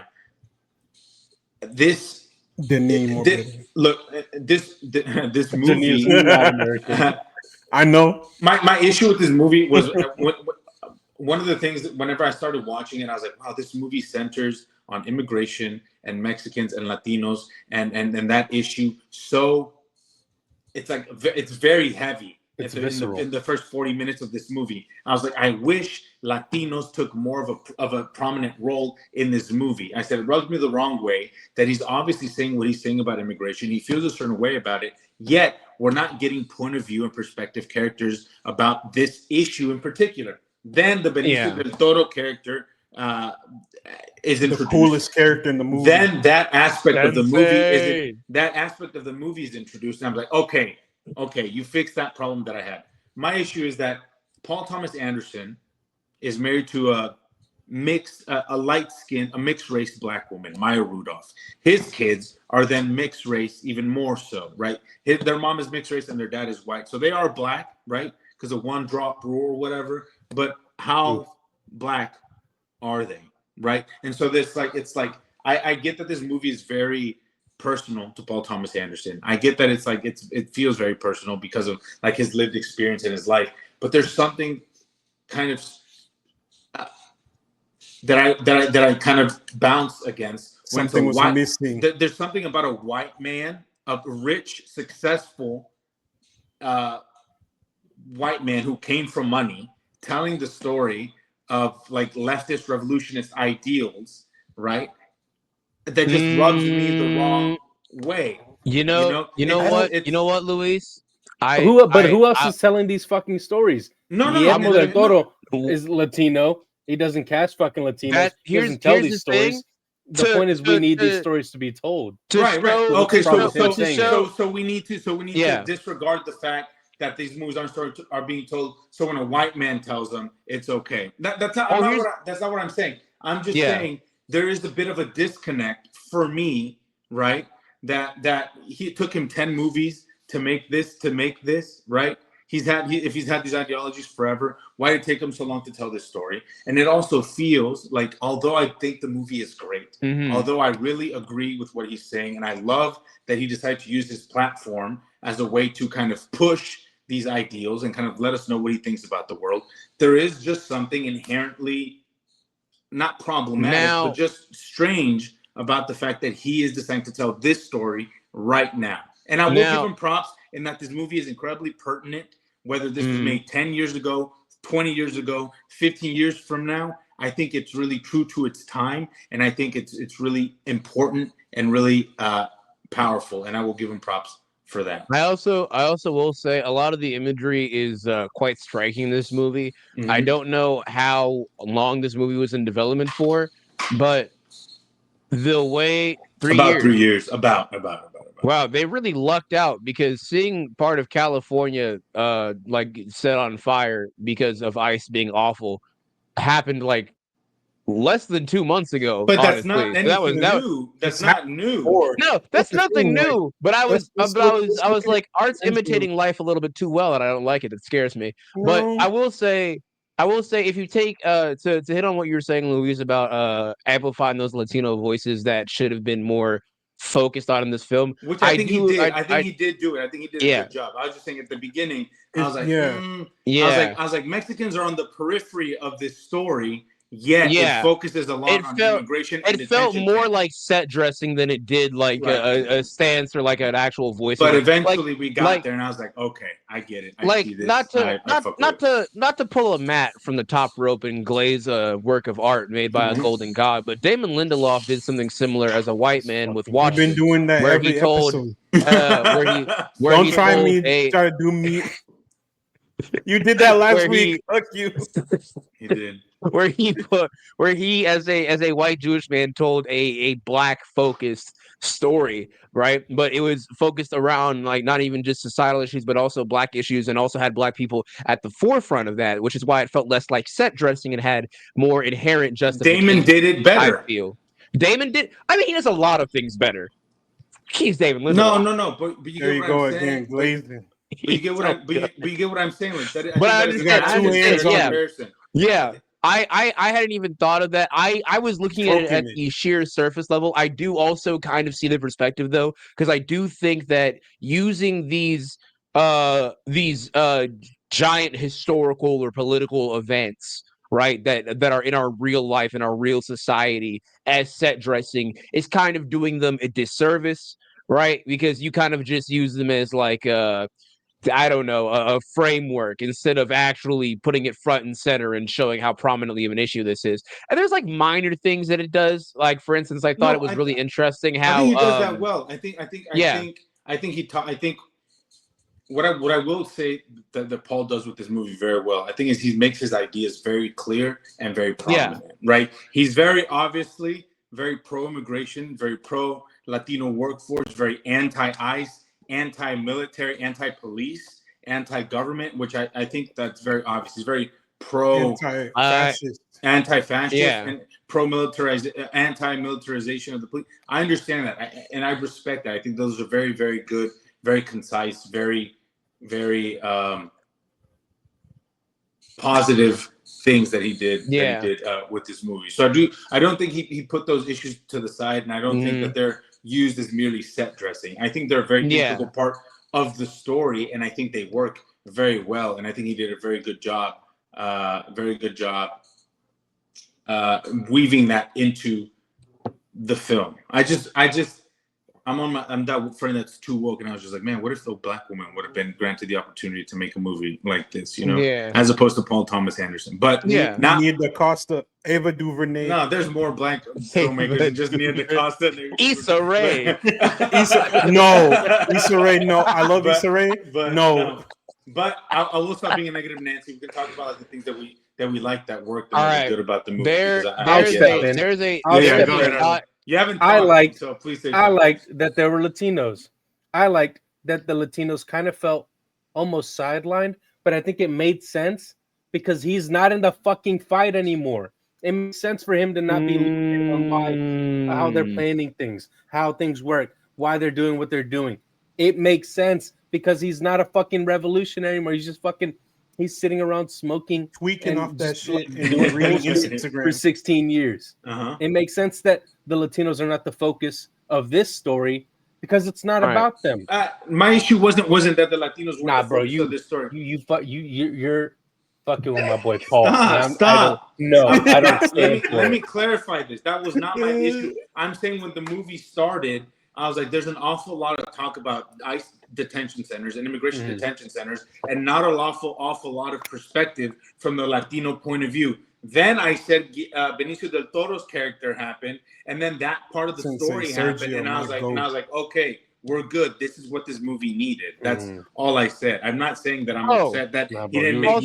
You weren't rocking with my boy, and I didn't fuck. I was rocking with him. I think that was one of the good. I think the movie fucking with the vibe. Like, it should have been someone else. I think he did it, and that's what matters. Oh my! Shut the fuck up, bro. Go fucking join the Christmas Eve parade or whatever the fuck that Christmas adventure. Yeah, Christmas adventure.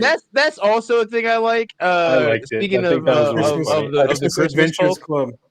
The Christmas Adventurers Club is not only the cutest name I've ever seen for a group of neo-Nazis, but also the most fun. White supremacists.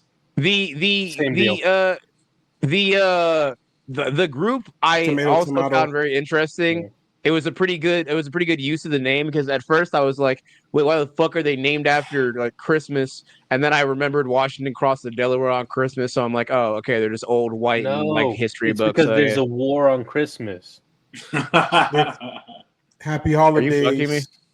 No, I just think that there's multiple ways. Okay. I was about to say the way I see it, lose my mind. No, the way I see it, there's many ways. There's many ways to skin a cat. You can interpret this different ways, and that's a good thing about movies. If they're done right, you can interpret it many different ways. For example, weapons, bro. I'm gonna bring this one back. Stop. What the fuck was that gun circling up in the air for? Everyone's like, "Oh, it's the kids being lost in school shootings. It's this." Because and then it's a weapon, man. Yeah, it's a weapon. To the rest of us, thinking. Like, okay, the movie's called Weapons.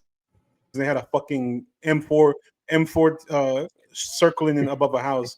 In here, we have this random ass group of wealthy, powerful white men who call themselves the Christmas Adventurers Club. Stupid ass name. Obviously, they're not going to call themselves Proud Boys or whatever the fuck other Sons of Liberty racist shit that's out there right now. Because that's too on the nose. Sons of Liberty, they're the good guys. Peacemaker. They're the good guys. Yeah, in Peacemaker. Yeah, they're the bad guys in Peacemaker, right?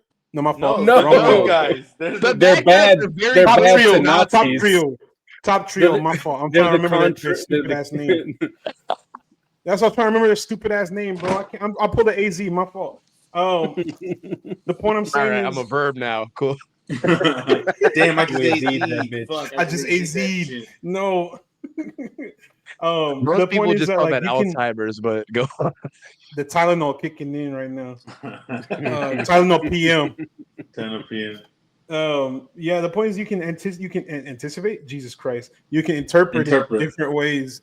And the way I took it was like, okay, they have this little dumbass name, so no one's like if you hear, oh, I'm meeting with my boys for the Christmas Adventures Club, no one's gonna think twice about it. Hey, I'm meeting with the Proud Boys. What are you proud about? What the fuck are you proud about? You know, no one's gonna think twice about two old dudes fucking around with ornaments and fucking trees and tinsel.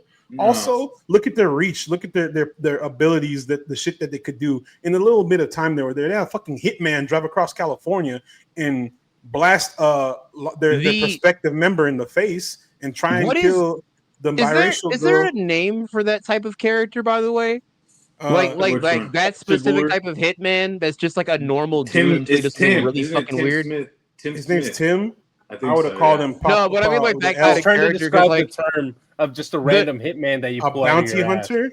No, like it's a trope that I see in a lot of like movies and TV shows where the assassin is just like a reasonably normal dude who's really good at killing people. Where he's like, because Tim literally while he's sitting at that desk is just like, it's just like, oh dear. Good heavens, that sounds terribly awful. Like that kind of assassin is a good character. I like that in any kind of media where it's just a normal ass fucking dude. And the way that he kills them is also the most white douchebaggy way possible because he pulls up with a racing stripe muscle car. He said, and he pulls his socket out the window. I just want to say this about the filmmaking in this movie. I think. Oh yeah. Like. Paul Thomas Anderson is pretty like famous for like moving like the camera around, right? And I just want to talk and give props to like how incredible, like and how well that works for this story. Because I don't know if you guys noticed or if you guys realize the camera is constantly moving, except for when the characters feel like they're safe, right? So at the Christmas Adventures Club, the camera's pretty static. When Bob and Willa are at home, and this is post like 16 years after, the camera's pretty static. Other than that, camera's constantly moving. It's very kinetic. Exactly. It's very kinetic. It's very propulsive.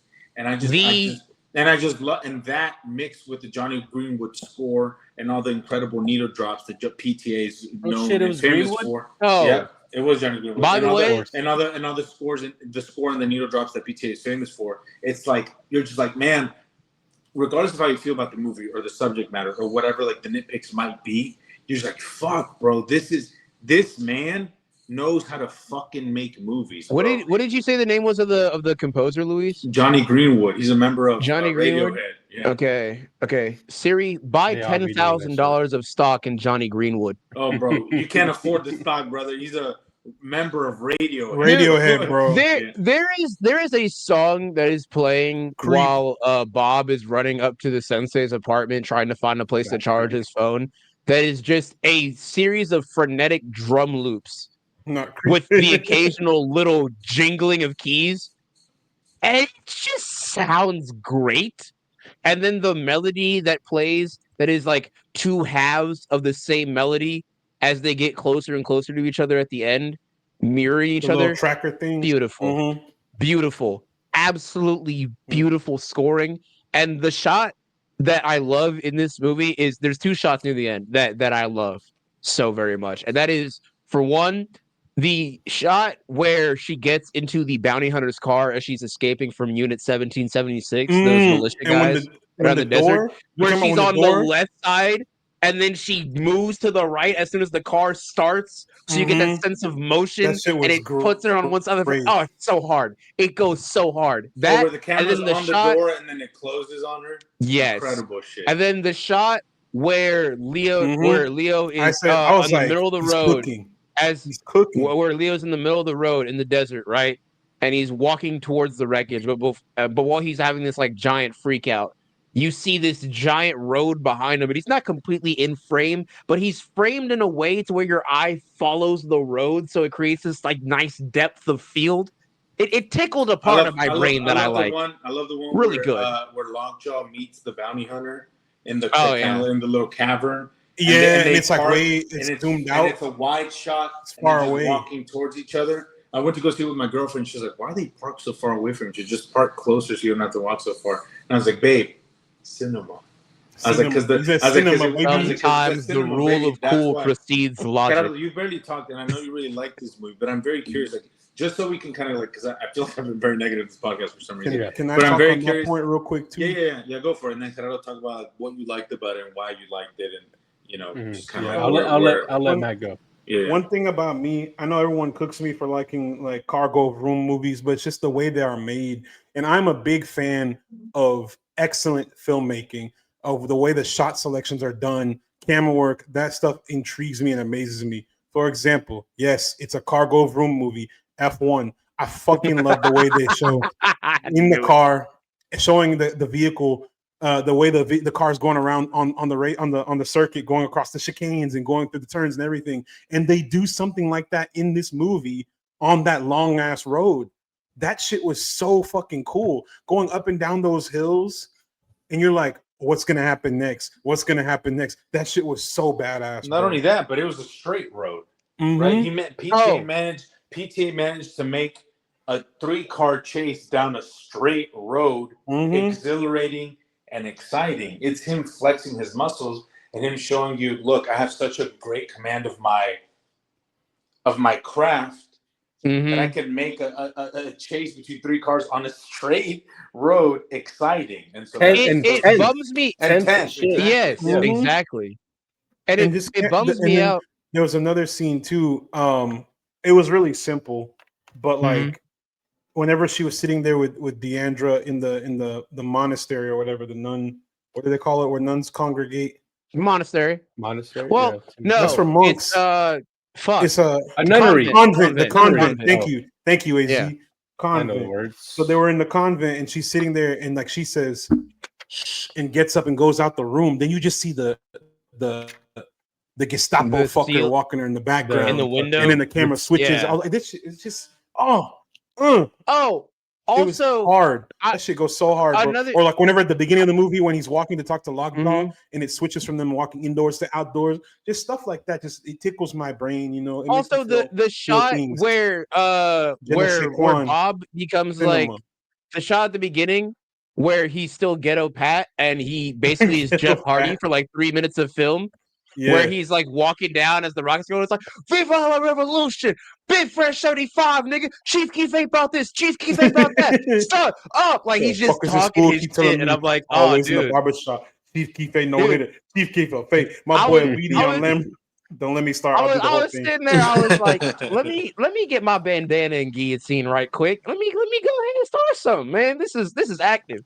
I love. But that's the thing. But that's the thing. It's like the radical, like kind of like revolutionary kind of ideology and actions that occur in this movie aren't necessarily based in real life, and that's kind of something that brought me pause. It's like, oh, it's like, or not brought me pause, but I was just like, oh, is this something that it's like?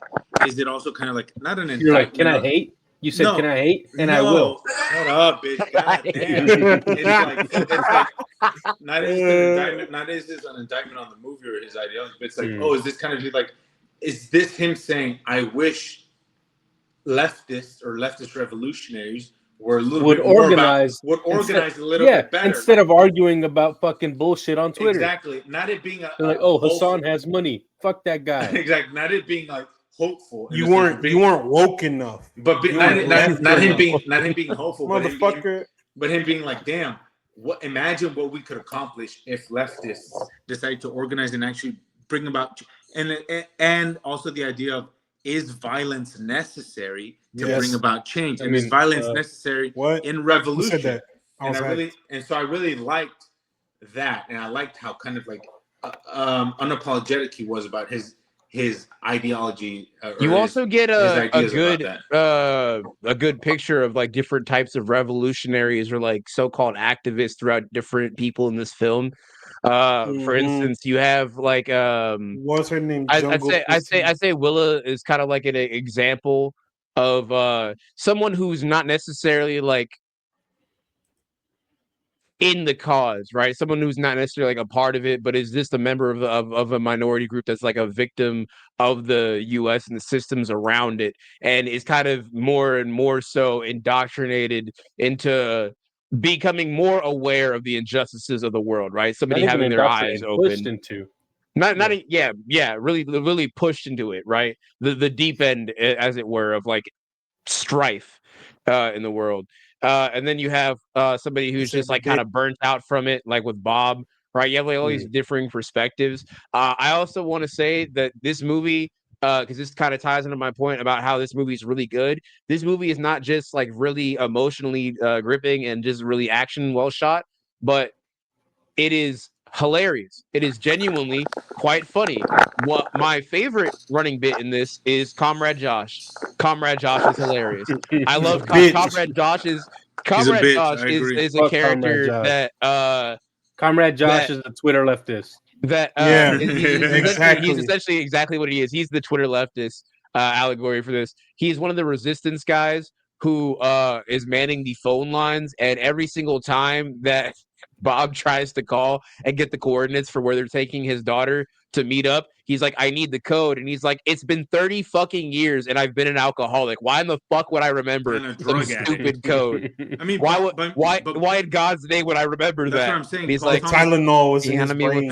Paul Thomas Anderson is very funny, and a lot of his movies have a lot of humor and a lot of comedy. And so, when he gets handed back the phone, and he's like, I want to apologize. He's like, oh, hi, fuck you. That's something that really surprised me about the movie was just how funny it was. I thought it was going to be a lot more serious. It was really like exciting to see that Paul was like, no, this is like who I am as a person, and as a filmmaker, and as an artist. I'm not gonna veer too far away from like what the things that interest me. And he's just a funny guy who writes really like good comedic, like he just writes good comedy. And so I love seeing that no matter what the kind of premise or the tone of his movies are. The first trailer that came out was a little bit lighter tone, even though it was serious shit going on. It's kind of a lighter tone, even the music. Then the second one had like a darker, it was like a revolutionary tone. It had Beyonce's Freedom playing in the background. Like it was, you can tell what was being said. Like, hey, this is a serious movie, but we're gonna make y'all laugh too at the same time. But Gerardo, what did you think, man? What are your thoughts, real quick? I mean, I don't know, just what I've said. I like the Latino aspect. I like that they showed the communities planning and organizing around these issues that were prevalent 20 years ago, or still prevalent now, even more so now. That line where he says, "This isn't new because they've been doing this to us for like 100 years or whatever." Yeah, he said, I said, okay, he's got it. Yeah. Paul's got his fucking finger on the pulse. He does. I fuck with it. I don't know why you're talking shit about him. I'm not talking shit. I'm being. What about the somewhat Native American character being the bounty hunter tractor? That's what I was gonna say. I like that one. I like the that was an interesting choice. Bounty hunter. I thought it was interesting that these, white supremacist characters despised him and looked down on him, but they still had no problem using him for their dirty work. I think that's very interesting. I think it speaks a lot to, how white supremacists operate. Yeah. I like that he had his little redemption, even though it was pretty short lived. That boy got packed up. He got packed up. A little tiny detail that I really liked: the like pirate radio station guy. Yeah. When he got Evil Lin-Manuel Miranda. Billy Goat. Billy Goat. As soon as the little kid saw he was gone, they went in. They knew what to do. They put his message out.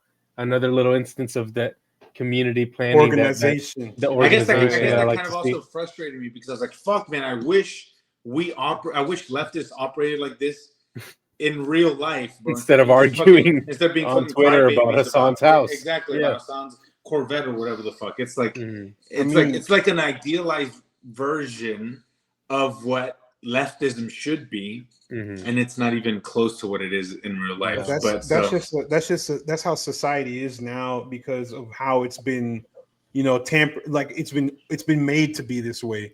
We're divided like this because it's orchestrated. People are putting things in place to make it to where we can't communicate. Right now, they're trying to pass some fucking super duper global surveillance bill in that you have to log in with your fucking Face ID and all types of shit like that, bro. None of that shit matters, man. Get that shit out of here. And instead of us on the right side of history trying to unite and push Right. back on the left Everyone's- side of history. the left side of history, but you know what I mean.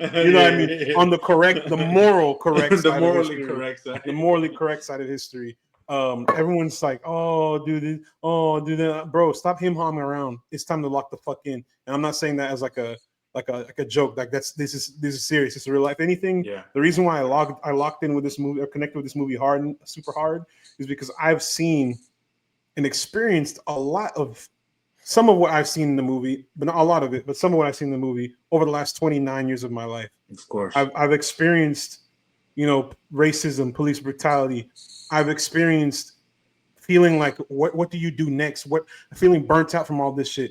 2020 was probably the biggest turning point for me as an adult male. I graduated. I was 2 years out of college. Shit was going down left and right, and I was like, oh, it's about to fucking pop off. It's about to hit the fan. And you would have thought that we would progress from there. Yeah. Look where we are now. We're not even just in the same place. We're in a worse position. But I think this movie is needed now. Yeah. If this movie came out in the Obama era, I would have been like, okay, yeah, cool. It's a Paul Thomas Anderson film. Of course, It's art nice. is reflective of the time that we live in, right? It's the fact that we're living in a fascistic government regime. It's why in this Earth movie X. hits so hard. I also wanted to point really quick. I really like. Fuck, what was I gonna say? Chase Infinity. Yes, Chase Infinity. But I was like when that moment when Leonardo DiCaprio's character says, "I don't even know how to do. I can't even do her hair. Yeah. I don't know how to do her hair. I think She's biracial, biracial girl." It's like, and the fact that at the end of the movie we have an American Girl needle drop, which is kind of like indicative of who and what Paul Thomas Anderson thinks is the typical or the ideal American girl in 2025. I just think that kind of shit just really hits and is really powerful. But yes, I just wanted to mention performances really quick, just kind of before we wrap up, and about something that movies would not exist if we didn't have good actors in them.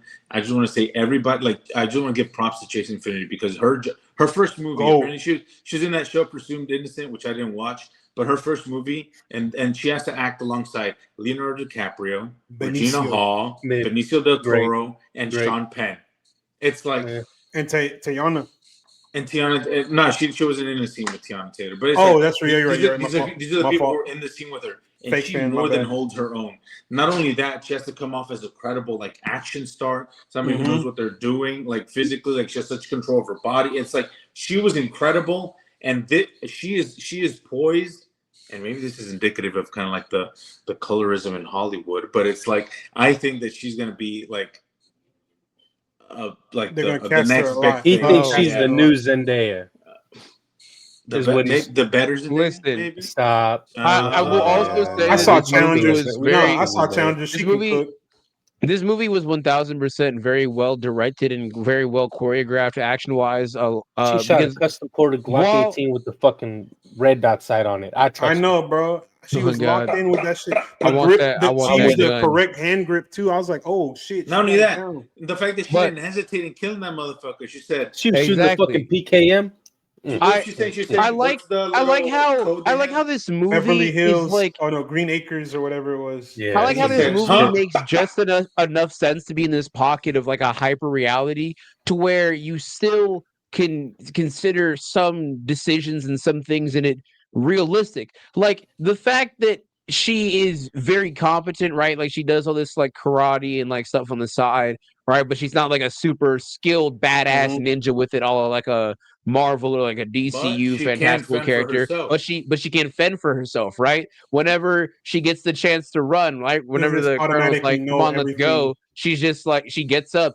And then she literally starts breaking his ankles. She tries that multiple times. She doesn't ever give up. She did hit him. She did hit him with that. She hit him with the damn, in the back of I believe his name is Ford, the Native American guy who's the bounty hunter. While she's in the back of his car, she's trying to kick down the Dodge the barricade. Fuck up. While she's in the back of his car, she's trying to openly kick out the window. She's using that resourcefulness. She looks at the boat. She looks around at all the people. And even though she wasn't raised in the exact environment of her dad and being a soldier, or like her mom was, that revolutionary family, she still has enough tact and agency that she would get from not only her circumstances but her parents. Like she's just a well fleshed out character, and the world exists around her as she seems real. She doesn't feel like the movie starts and ends only at her part. This is such a tall task. Yeah. This is such a tall task to ask such a young new actress, and the fact that she was able to pull it off is just part of PTA's magic sauce, bro. He just knows how to cast. He knows how to cast. I might see more than 2 of his movies now. You're gonna see one Paul Thomas Anderson movie after another. You'll stop watching cartoons. Also, Luis brought up another point too. With Chase Infinity acting alongside with someone that's as talented and storied as Sean Penn, his character in this movie was a complete dickhead. I'm calling it right the fuck now. He's gonna win Best Supporting Actor at the Oscars. Absolutely. I was about to say. I was leading into 1,000. I guarantee you he's winning it. Place your bets right the fuck now. He's winning. I'm with it. I'm with it. I believe you. I believe you. The Rock will get Best Actor, Best Lead Actor. Chase Infinity will get nominated for Best Actress. Sean Penn's Best Supporting Actor. Hans Zimmer will win the score. And I'm calling it right now. Hans Zimmer or Ludwig. No, Ludwig. My fault. Ludwig will win the score because Sinners is going to win the best score. But the Academy hates horror. Yeah. They don't hate Sinners. They're going to give it to Tron Ares. Sinners is going to get I'll kill myself to give it to Tron Ares. And best that's horror and costumes. That's like costumes. The fuck. They're gonna get costumes too. Best original song is going to Sinners. Yes, exactly. And best picture. Even though it won't win anything, but it's Rocky Roll to Dublin. Oh, but no, that's not original song. That's some Irish jig shit. Despite what you feel of him, like he's kind of a piece of shit in real life. He's an idiot. He is progressive by like 1960s, like liberal, like standards. Dark woke. He's dark. He's a dark woke shit. He thinks black people are human, but he still calls them NEGRO. He calls them blacks. The blacks. Yeah, exactly. But Sean Penn, bro, he's a phenomenal he's got the juice. Actor, he's an incredible actor. He's incredible. His performance in this movie was nuanced and layered and exhilarating. It was electric and scary. It's electric. He's so fucking good in this movie. It's fucking insane. He's playing a character that's like if Frank Grillo played Stephen Lang's Colonel from Avatar. That's essentially what he is. Put Frank Grillo in the same goddamn fucking. In terms of energy, yes. Talent, no. In terms of energy, that's what his vibe is. He's like this horrible little incel ghoul of a race. I saw a tweet that was like the left has their own Mel Gibson, and that's Sean Penn, and it's true. It's like he's like the leftist. He's like the left Mel Gibson. Jesus Christ, he's kind of shitty. He's very shitty. He's abusive. He's got some kind of like outdated views on some shit. But he is for the most relatively progressive. He's an incredible actor, and I just want to say, we already talked about. I think he's going to win best actor. They basically had him playing RFK in a military uniform. Exactly. Yep. That's why he looked gross, but familiar growth. He said when Chase Infinity said, "Why is your shirt so tight?" Look, and again, she saw my body and she wanted my strength. That shit was so fucking funny. When he said, bro, when he said I was reverse raped, everybody in my theater cracked up. They were laughing so much. There were 6 people in my theater. All of them laughed. They were like, the moment he says that is so fucking funny because even the piece of shit that Goldwyn's character is, even in that scene, he just stares at him for like solid 3 seconds, like, bro, Tony Goldwyn in his fucking bag in this movie, bro. I was like, I also never realized. Even since I've seen him in Scandal, dog. That is my fucking president, bro. That's my president. Did not realize if he ran for office right now, I'm against actors and shit running for office because we see what we got right now. But I would vote for that motherfucker. No one asked him. He's like Gavin Newsom if he had swag.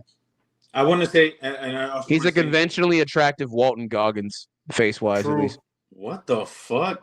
Hell no. Well, I would say I Large like this, head receding I like this hairline. thing Leonardo DiCaprio is doing in like the latter half of his career, where he decides to play like absolute fucking losers and bums. Yeah. And I think that's so smart. Like I think he knows that he's aging out of like the sex symbol kind the of heartthrob. The heartthrob. He knows that that's no longer working for him. But he's like, you know what? I want to play interesting characters and guys who aren't smart, who aren't good at anything, who are kind of bums and losers and fucking just like disheveled pieces of shit. And he's like, and I'm gonna do that. And I think he does such an incredible job at it. And he's such a phenomenal actor that you just buy it. That scene where he's talking to her friends. Yes, I was about to say his mannerisms. What's up, homie? Hey, homie. Hey, he called him essay. I said, bro, no.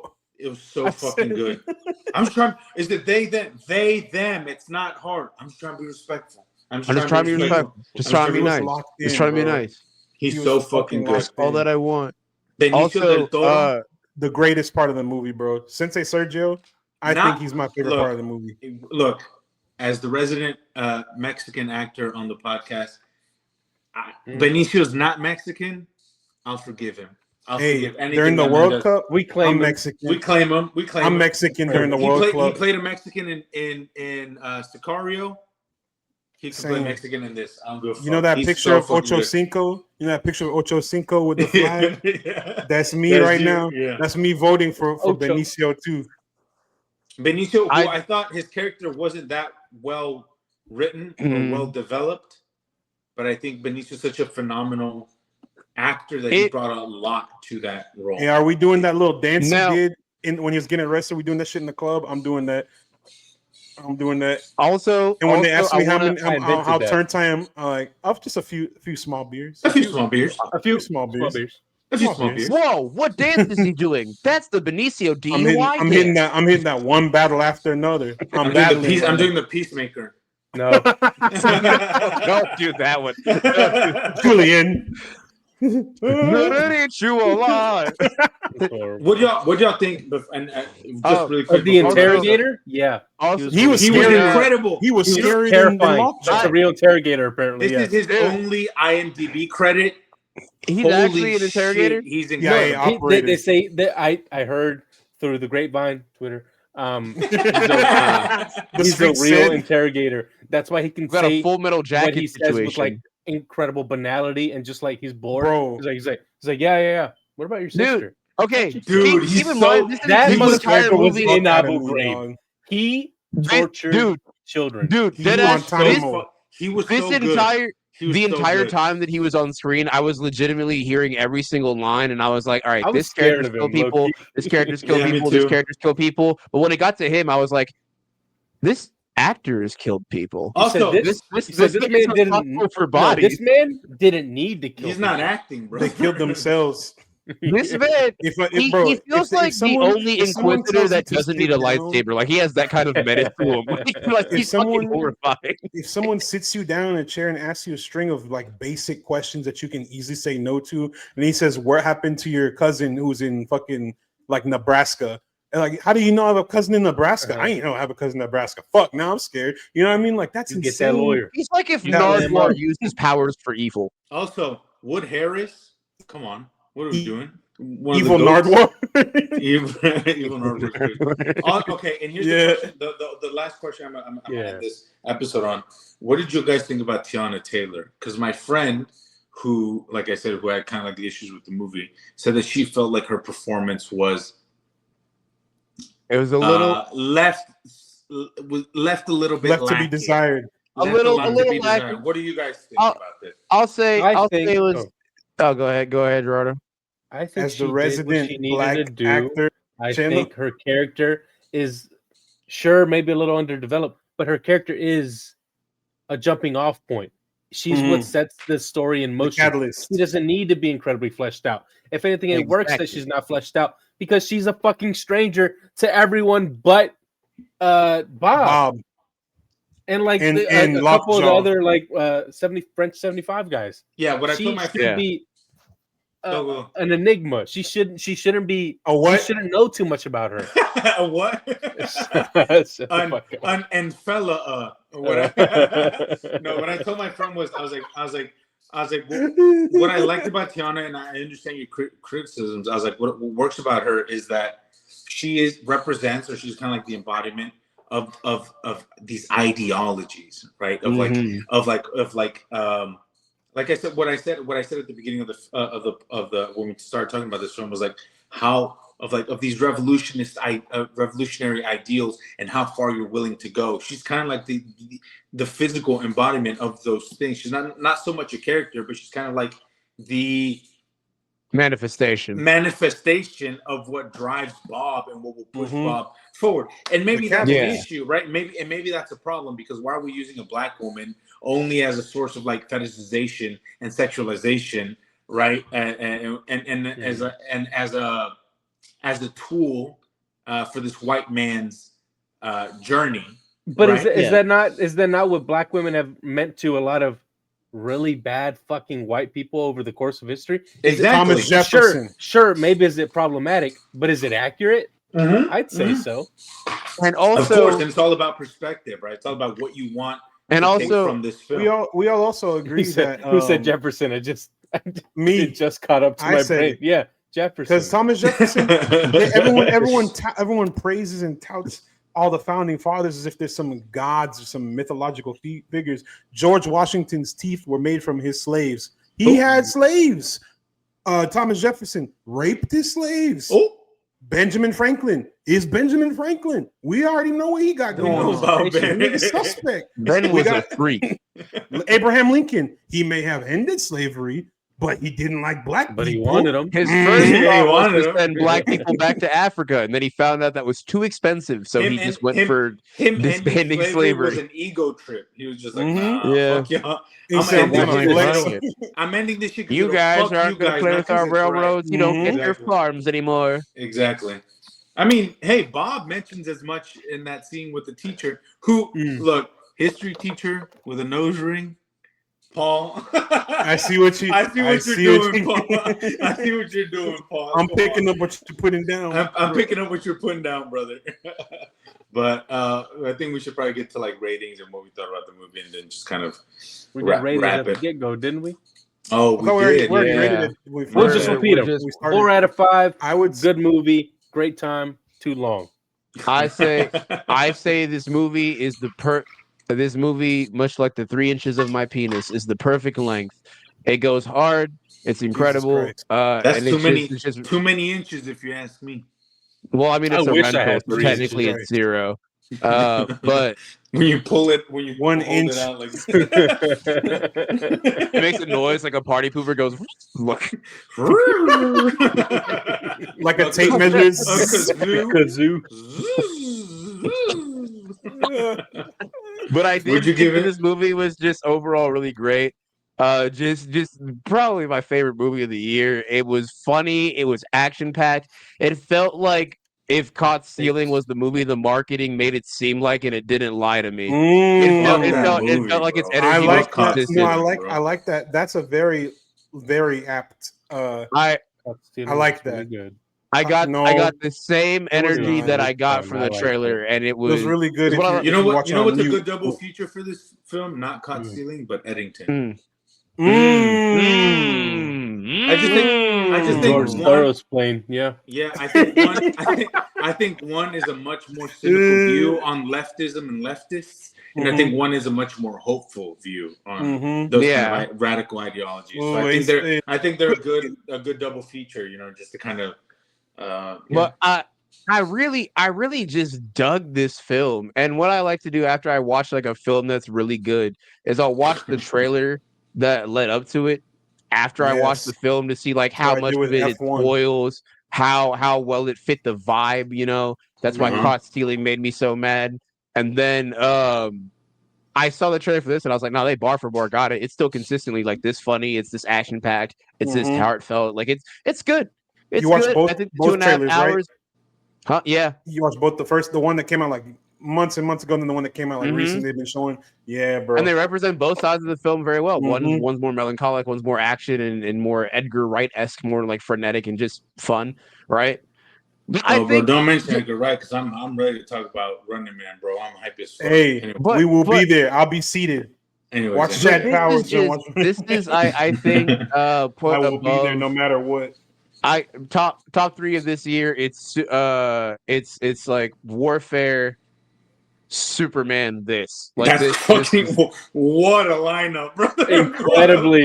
What a jarring fucking Say that lineup. again. Great Hold on. movies. Great Hold movies. on. Great Say movies. that again. Whiplash like a So motherfucker. crazy. Whiplash like a Repeat that motherfucker. again. He said number Chainsaw 3 Man is released in December. Superman. Warfare. Yes. Crazy. it's okay. Number 3, I don't want number 3 anyone was to give me shit about F1 ever number again. 3 was Warfare. All right, Bro, number 2 is Matt, Superman. his Number picks 1 are is better this. than F1. no.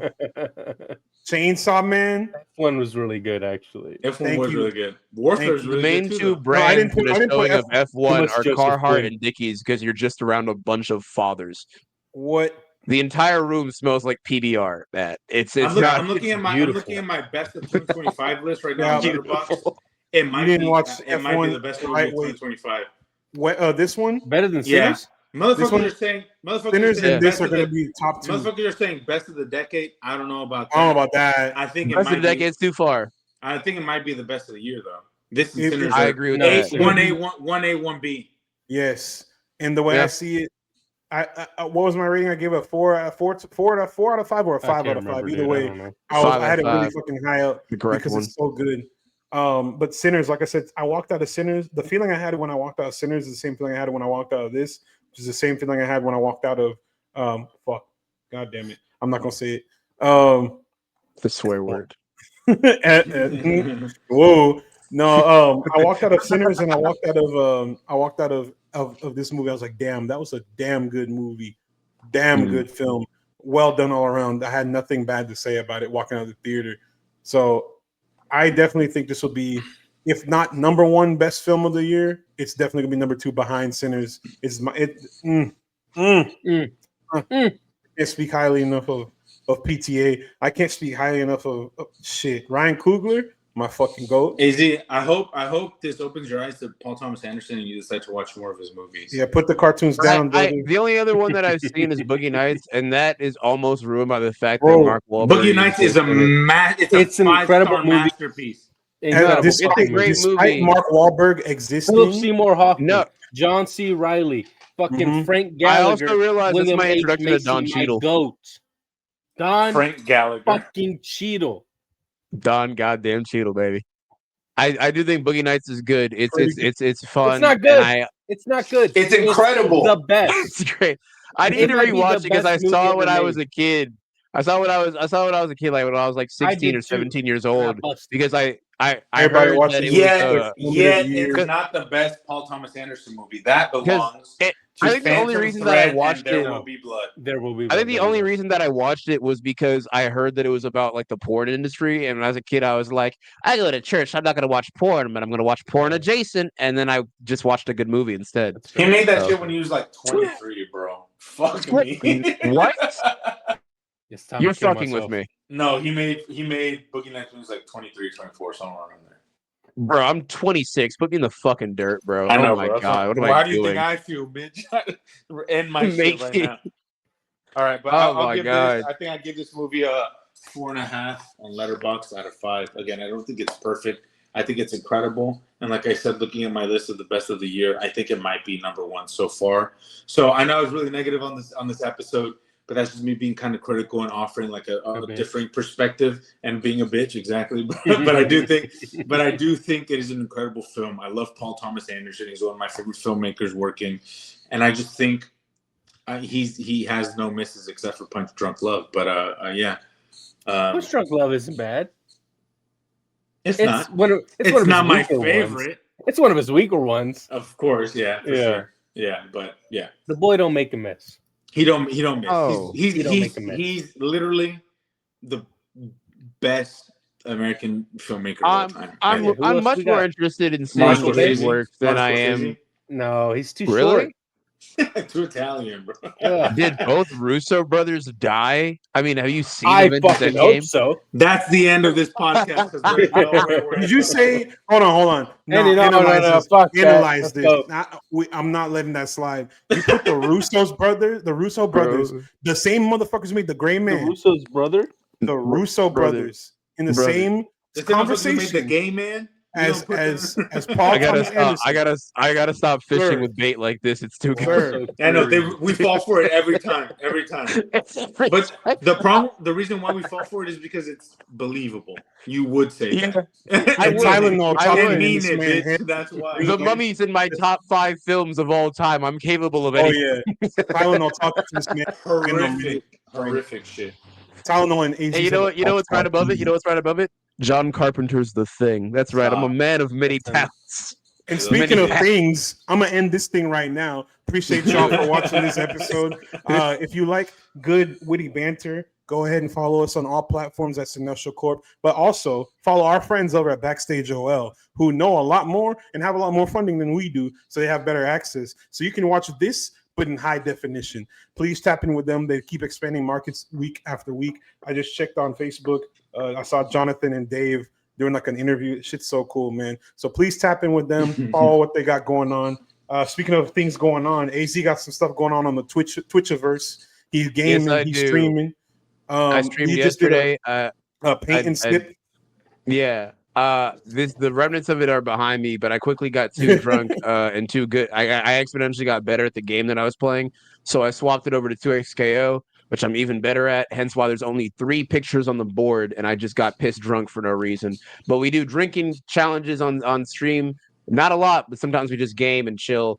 And also I make videos allegedly. I'm out of YouTube jail, which is good.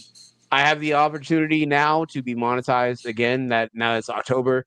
The only bad part is I have to now start from scratch, essentially, by getting YouTube partnership back, which is why every little bit of support helps. So when I start uploading, please go look at that so that I can eat.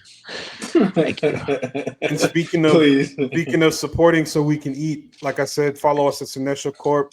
The goal is to get this channel monetized too, so we can quit our day jobs and do what we want to do for fun. Subscriber update. Keep talking shit about movies. What's the tally? But get paid for it. We're still at 148. I'm hoping we break 150 by the end of the year. If we get to 5 minutes, I'll fix it. If we get to 200 by the end of the year, I will personally. I don't know. I still haven't worked out that challenge. We'll come up with something. We'll figure some shit out. Yeah, I think the Lean Goblin one is the most fun. I want to see you work out the logistics of going to New York after spending $1,200 on a Green Goblin suit. Hey man, don't tempt me. I'll do that shit for free. Yeah, if we get to 150, start digging in your ass, Spider-Man. You're gonna do your whole next episode as the Lean Goblin. Yeah. If we get to 150 before next, that'll be our Halloween episode. Actually, Matt, I will only talk in the Lean Oh, guys, Goblin we all gotta dress up for the Halloween episode. I will definitely. I'm literally dressing as Ferb for Halloween, so I think I'm just gonna wear my Ferb costume. From Phineas and Ferb. Yeah, our whole group is going to Oaklawn as Phineas and Ferb. Oaklawn, we're all the. You're damn right. Ferb, I know what we're gonna do today. I just lit as fuck out there. Ferb, I know who we're doing today. I know and who we're gonna do today. Well, dudes. Well, y'all appreciate y'all for tuning in. Go ahead and do us a favor. Like I said, subscribe, share the channel with your friends. Love y'all. Appreciate everybody who keeps tuning in, and we'll see y'all next time at the movies.